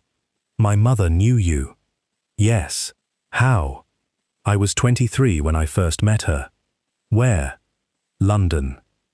"Why?" "She came to my father, asking for protection." "From whom?" Adrian looked at Richard, then back at Eleanor. "From the Ashfords." The name seemed to echo through the room. Eleanor stepped closer. "What did they want?" "Something your mother possessed." "What?" "I don't know." "You expect me to believe that?" "I know what she gave your father." "What?" "A set of letters." Eleanor looked at the ledger. "And the ledger? Your father found it later. Then what is the thing the Ashfords are looking for?" Adrian was silent. Eleanor's patience broke. Enough. She placed her mother's letter on the desk. "My father lied to me. My brother hid things from me. Beatrice hid things from me. You have spent 3 years deciding which truths I am allowed to hear." She took a breath. "And now you want me to trust you?" "Yes." The answer was so simple that it silenced her. Adrian stepped closer. "But I will not ask you to trust me, because I am a duke." His voice softened. "I will ask you to trust what I have done." Eleanor looked at him. "You saved my family." "Yes." "You bought the debts." "Yes." You protected me. Yes. You knew about my mother. Yes. And you still never told me. No. Why? He looked toward the window. Because your mother made me promise. Eleanor's anger faltered. She asked you to protect me. She asked me to keep you away from London until you were old enough to choose for yourself. And you waited. Yes.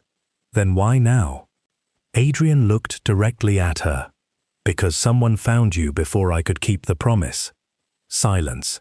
Eleanor felt the weight of those words. She had believed the Duke's proposal had been a calculated arrangement. Now she understood that he had been preparing for this moment long before she knew his name. You have been watching me, protecting you, from a distance. Yes, since I was a child.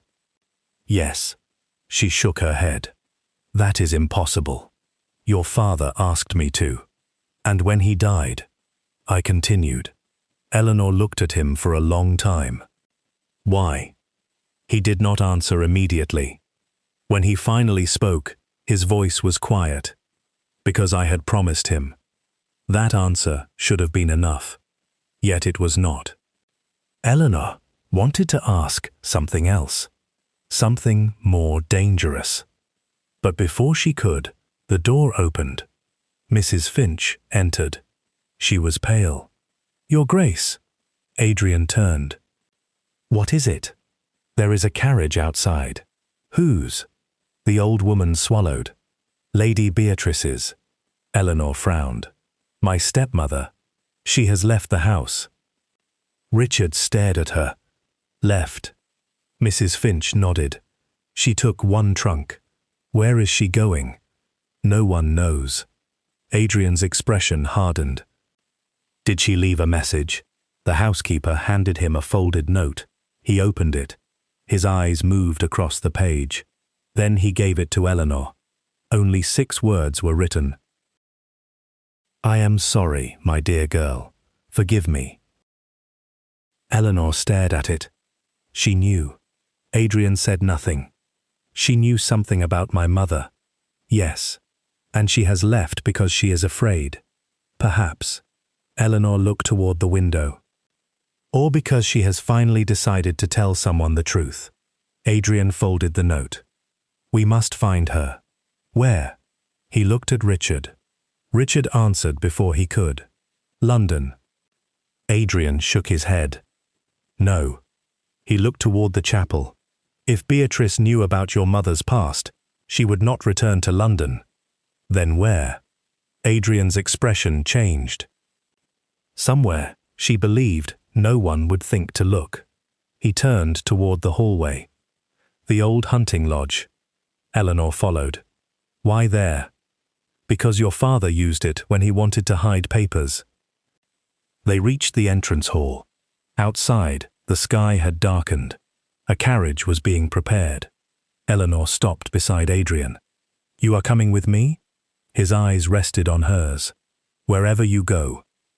The words were simple, but something in the way he said them made her look away. Neither of them noticed the movement at the far end of the corridor. A servant stood there, head bowed, hands folded, waiting. He had heard everything, and when Adrian and Eleanor left the house, he quietly slipped into the library. He opened the drawer, removed the copy of the ledger, and smiled, because the Duke had made one mistake. He had brought Eleanor back to Vale Manor, and now the servant knew exactly where the second book was hidden.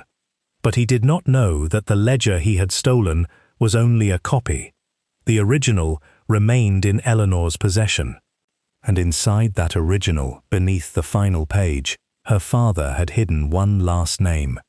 A name that would finally reveal who had ordered the deaths of Edward Blackwood and Lord Vale. A name Eleanor had seen many times before.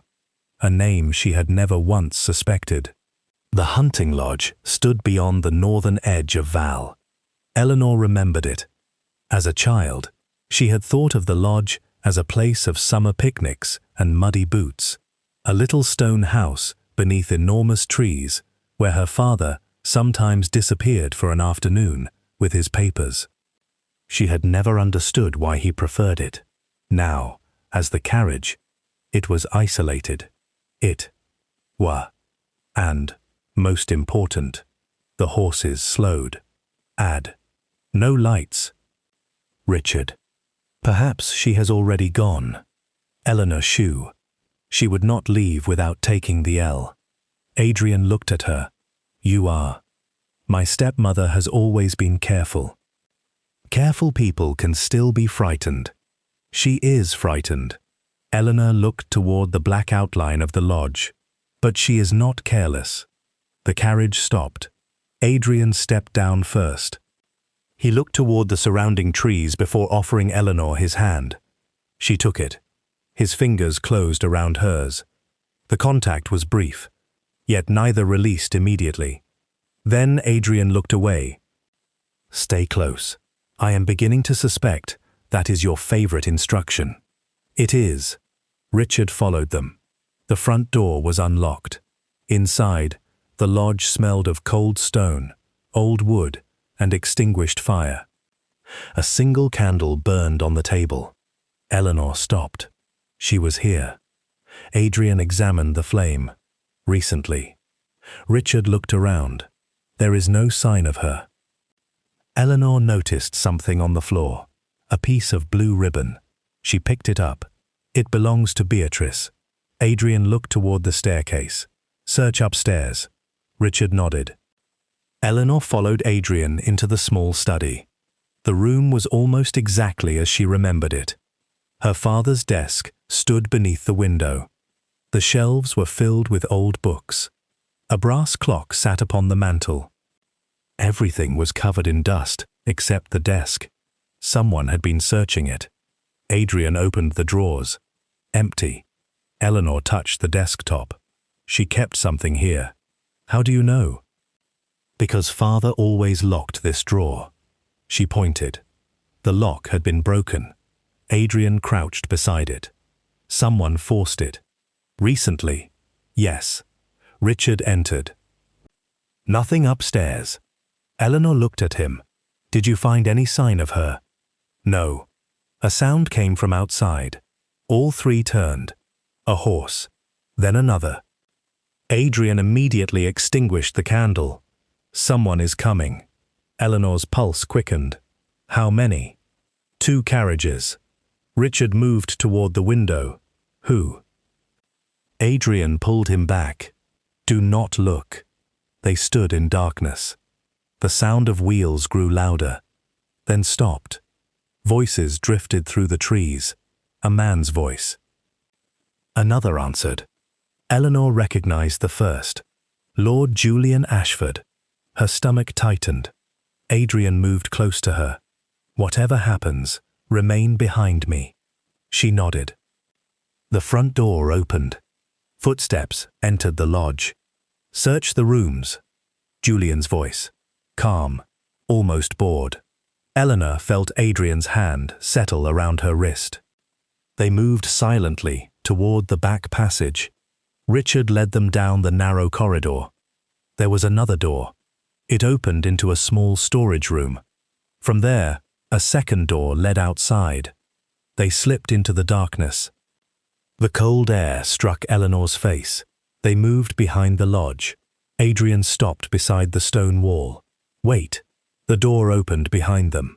A servant emerged. He looked around, then returned inside. Adrian watched. That man, Eleanor whispered. Who?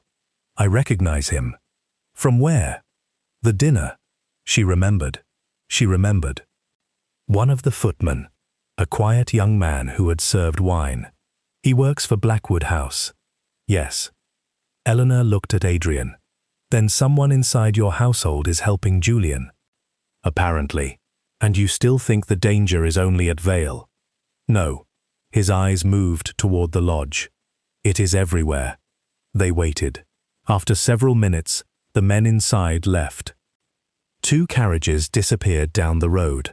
Only then did Adrian return to the lodge. They entered through the back. The study had been ransacked. Books lay scattered across the floor. The desk had been overturned. But one thing remained untouched: the brass clock. Eleanor walked toward it. She remembered her father once telling her, "A clock is useful, even when it no longer tells the time." She had never understood. Now, she noticed something. The clock was stopped at 11:17. She touched it.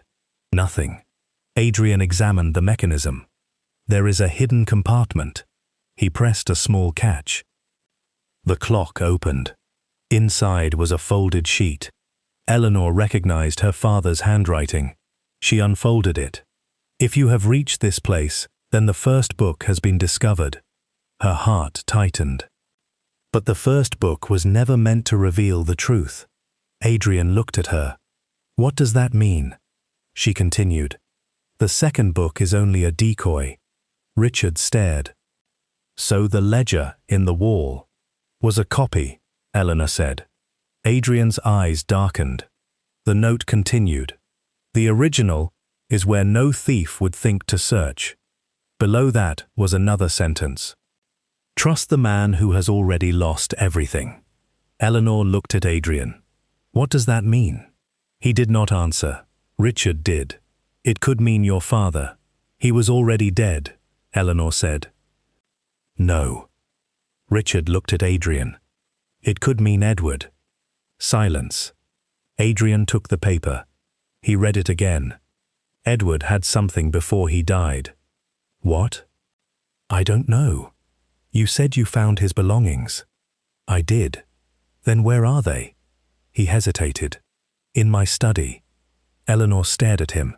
"You still have them?" "Yes." "Why did you never tell me?" "Because I found nothing useful." "Then perhaps you should look again." Adrian's expression softened. "You are becoming remarkably difficult." "I learned from you." For the first time, he smiled openly. It lasted only a moment. Then a sound came from the upper floor. Everyone froze. Richard reached for the pistol at his side. Adrian moved toward the stairs. Eleanor followed. The room above was empty, but the window stood open. On the sill lay a small object, a silver button. Eleanor recognized it. It belonged to Julian. Adrian picked it up. He was here. He was looking for something. Yes, and he didn't find it. Not yet. They returned downstairs. Eleanor looked again at the note. "Trust the man who has already lost everything." Then she understood. Adrian. Yes? The name beneath the last page. He looked at her. "My father wrote a name." "Where?" "In the original ledger." "And where is it?" She touched the inside pocket of her dress. "I have it." Adrian stared. "You took the ledger?" "Yes." "Where?" "Here." She removed the small book. His expression changed. "Eleanor, that should not be outside the house. It was safer with me." He took the ledger carefully. They opened it beneath the candlelight. The final pages were filled with figures. Nothing unusual. Then Adrian turned the last page. There was a blank sheet. He frowned. Eleanor remembered the letter. She touched the paper. There. A faint indentation appeared beneath the light. Someone had written on the page above it. Adrian held it toward the flame. Slowly, the hidden writing emerged. A name. Just one. Lady Margaret Wren. Eleanor stared. No. Richard stepped closer. "Margaret?" Adrian said nothing. Eleanor shook her head. "She is my friend." "Perhaps," Adrian said. "You know her." "Yes." "She has helped me." "Yes." "She warned me about Lady Pembroke." "Yes." "She told me not to trust Julian." "Yes." Eleanor looked at him. "Then this cannot be true." Adrian's voice was quiet. "The ledger may not mean she ordered anything. But her name is here." "Yes." "Then what does it mean?" He examined the handwriting. "Your father wrote it." "So?" "So he would not have written the name of a murderer without explanation." Eleanor exhaled. Then we need to find that explanation. Adrian closed the ledger. We will. A knock sounded at the door. Everyone froze. 3 slow knocks. Then silence. Adrian moved toward it. Who is there? A woman's voice answered. Eleanor? Eleanor's eyes widened. Margaret. Adrian raised a hand. Stay back. But Eleanor was already moving toward the door. She stopped when Adrian caught her arm. He looked at her. Something is wrong. How do you know? Because Lady Margaret knows where you are. The voice outside came again. Eleanor, please. There was fear in it. Real fear. Eleanor looked at Adrian. What if she is in danger? His expression hardened. That is exactly why we cannot open the door. Then the voice changed. The softness disappeared, and a man's voice spoke instead. Your Grace. Julian. Adrian drew his pistol. The door shook beneath a violent blow. Once, twice. Then the hinges began to crack. Eleanor stepped backward. Julian's voice came through the wood. Give me the ledger. Adrian stood between Eleanor and the door. You will not have it. A third blow. The door splintered. Julian laughed softly. You still don't understand, Your Grace. What? The ledger is no longer the important thing. Another blow. The girl is. Eleanor felt Adrian's hand close around hers. He leaned toward her and whispered, Whatever happens next, do not let go.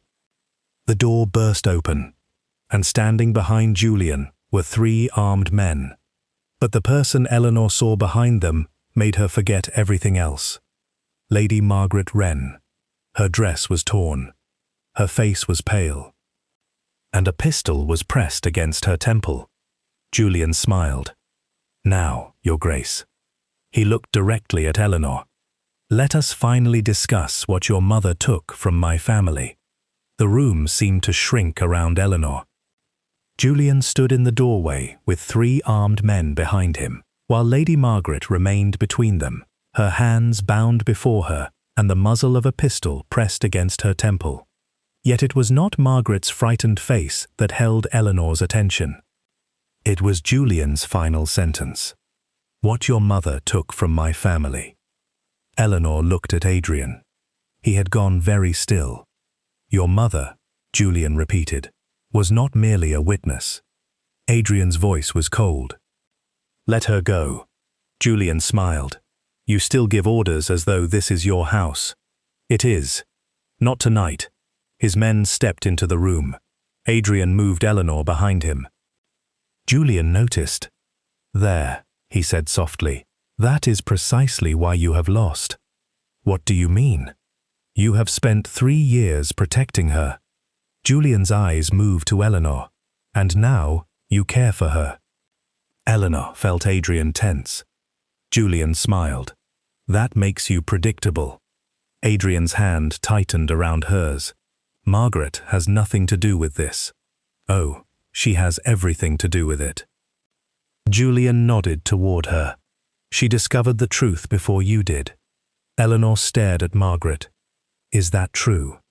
Margaret's eyes filled with tears. I tried to tell you. When? Before the ball, Eleanor remembered. The warning, the strange hesitation, the way Margaret had once told her that London had a habit of remembering things people wished forgotten. You knew about my mother. Yes. Why didn't you tell me? Because your mother made me promise. Eleanor's heart sank. Everyone promised her. Margaret looked down. Your mother saved my life. Julian laughed. A convenient story. Margaret looked at him. You know it is true. His expression hardened. Enough.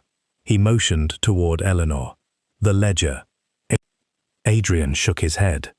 No. Adrian raised tea. Then Margaret dies. Eleanor stepped forward. Wait. Adrian turned. No. She looked at him. Trust me. His eyes remained fixed. For one long moment, the entire room see. Then he nodded. Eleanor took the she hick. This. Julian's eyes sharpened. Yes? You said it was no longer importer. It contains something I need. Why? He stared at her. The name beneath that. Eleanor understood. You are. Yes. And you were afraid the Duke would discover it. Julie, you are cleverer than your mother. Eleanor's voice be. Who is it? Julian did not answer. Who is the name? You. No. She stepped forward. I know only that my father wrote it. Julian looked at Adrian, then at Margaret, then back at Eleanor. Your father discovered the truth too late. What truth? That the fraud was never about money. Eleanor frowned. Then what was it about? Julian's smile disappeared. Control. He took a step closer. Your mother possessed documents proving that several powerful families had arranged marriages, inheritances, and property transfers to control estates they had no legal right to own. Margaret closed her eyes. Julian continued. Your father discovered the arrangement and tried to expose it. Yes. And Edward. Edward discovered it too. Eleanor's voice trembled. You killed them. Julian did not deny it. Adrian moved forward. You ordered Edward's death. Julian looked at him. Your brother was given a choice. What choice? Silence or consequences? He refused. Yes. Adrian's expression became terrifyingly calm. And my father? Julian smiled. Your father was not supposed to die. Eleanor stared. What? Your father was meant to disappear. Adrian's voice was barely audible. Who changed the order? Julian looked at Eleanor. Your stepmother. Eleanor froze. Beatrice? She believed your father was going to expose everything. No. She had debts. No. She was afraid of losing everything. Eleanor shook her head. You are lying. Julian smiled sadly. Ask her yourself. A voice came from behind the men. Enough. Everyone turned. The door at the rear of the room opened. Lady Beatrice stood there. She looked exhausted. Her cloak was wet from the rain. Eleanor stared at her. Beatrice. Her stepmother looked at her. I am sorry. Julian turned. You should have stayed away. I could not. You betrayed us. I betrayed no one. You told them. I told them the truth. Julian raised his pistol. Adrian moved instantly. The first shot struck the ceiling. The room erupted into chaos. Margaret dropped to the floor. Eleanor ducked behind the desk. Adrian seized the nearest man and drove him against the wall. Richard tackled another. A second shot shattered the window. Then silence. When Eleanor looked up, Julian was gone. So was Beatrice. Only one of Julian's men remained conscious. Adrian stood over him. Where did he go? The man refused to answer. Richard pulled him upright. Where? The man laughed. You're too late. Adrian's expression hardened. For what? The train. Eleanor stood. What train? The midnight train to London. Adrian looked at her, then at Margaret. Stay here. Eleanor shook her head. No, Eleanor, I am coming. He stared at her. You may be walking into danger. I already am. A moment passed. Then he took her hand.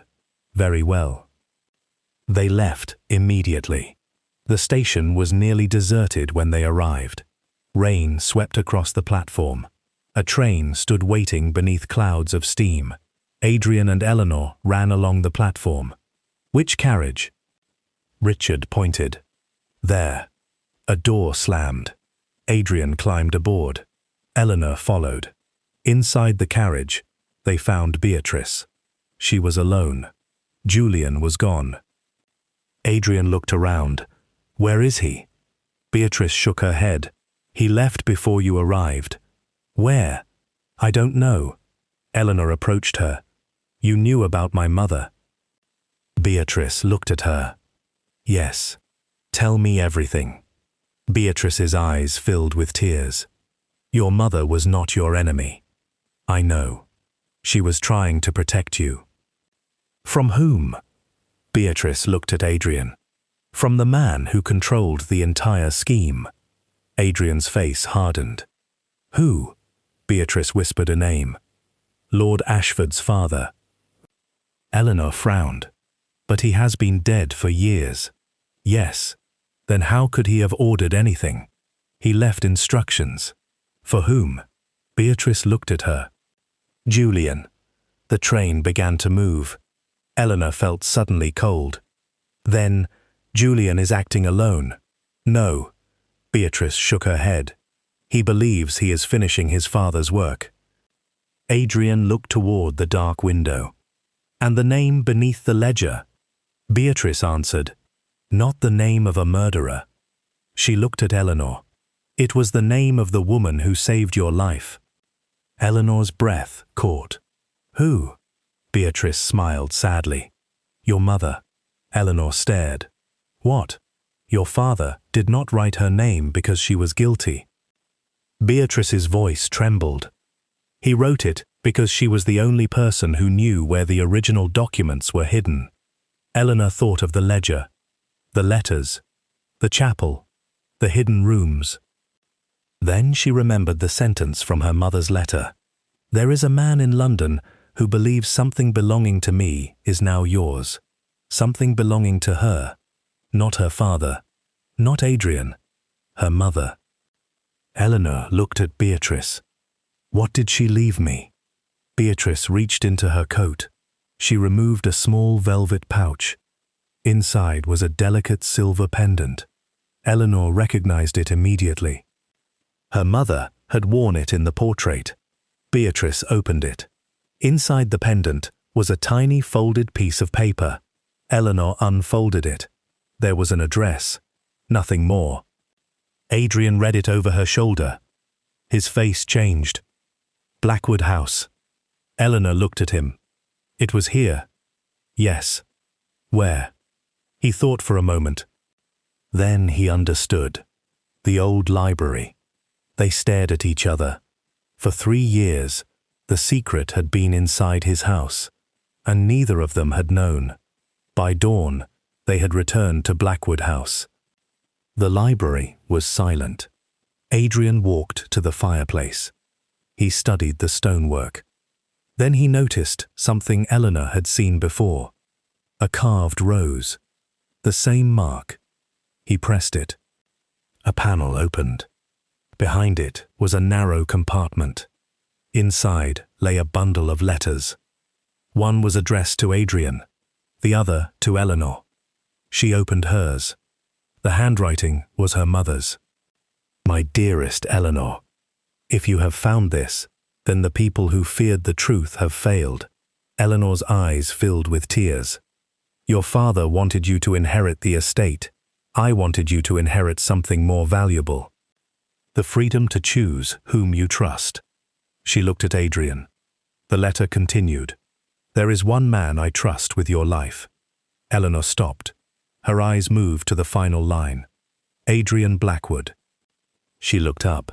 He was standing across the room. For once, the Duke had no answer. No carefully chosen words. No plan.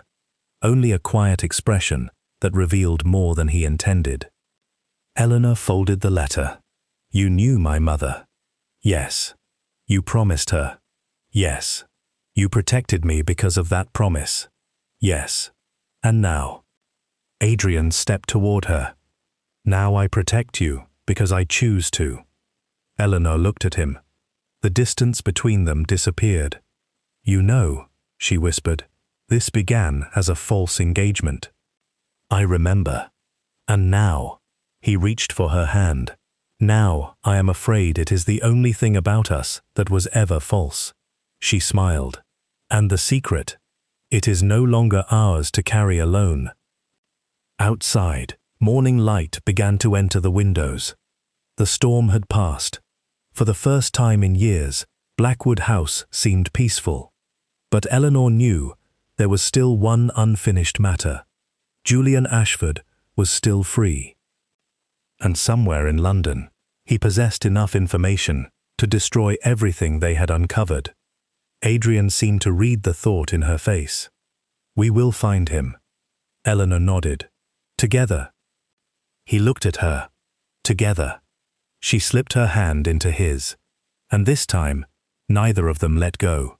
3 weeks later, Julian Ashford was arrested at Dover. The remaining documents were recovered. The estates involved in the fraud were restored to their rightful owners. Edward Blackwood's name was cleared. Lord Vale's reputation was restored. Lady Beatrice left England quietly and spent the remainder of her life in France, where she wrote Eleanor 1 letter each Christmas. Lady Margaret recovered from her ordeal and became, in Eleanor's words, even more impossible than before. Richard remained at Vale Manor, and the old chapel was repaired. The grave was restored. The ledger was placed in a locked cabinet. Not because anyone feared it anymore, but because Eleanor believed some truths deserved to be remembered carefully. As for Adrian Blackwood, he did not ask Eleanor to remain his duchess because of an agreement. He asked her properly. One spring evening, beneath the first roses of the season, he stood beside the garden wall and said, "Eleanor, I have spent 3 years keeping a promise to your father." She looked at him. "I know. I would like to spend the rest of my life keeping one to you." She smiled. "What promise?" "That I will never again decide what you deserve to know." Eleanor considered him for a moment. "That is a very serious promise." "I am a serious man. You are occasionally insufferable. I am aware." She laughed. Then she took his hand. "Yes." And when he kissed her, there was no secret to conceal. No audience to deceive. No danger waiting behind a ballroom door. Only the quiet garden, the evening light, and 2 people who had begun their story with a false engagement and ended it by choosing one another freely. Years later, people would still tell the story of the Duke who had once whispered to a frightened young woman at a crowded ball, "Kiss me, or they will discover our secret." But Eleanor always smiled when she heard it, because the secret had never been the kiss. The secret had been that, long before either of them admitted it, the Duke had already fallen in love with her, and she had already begun to trust him.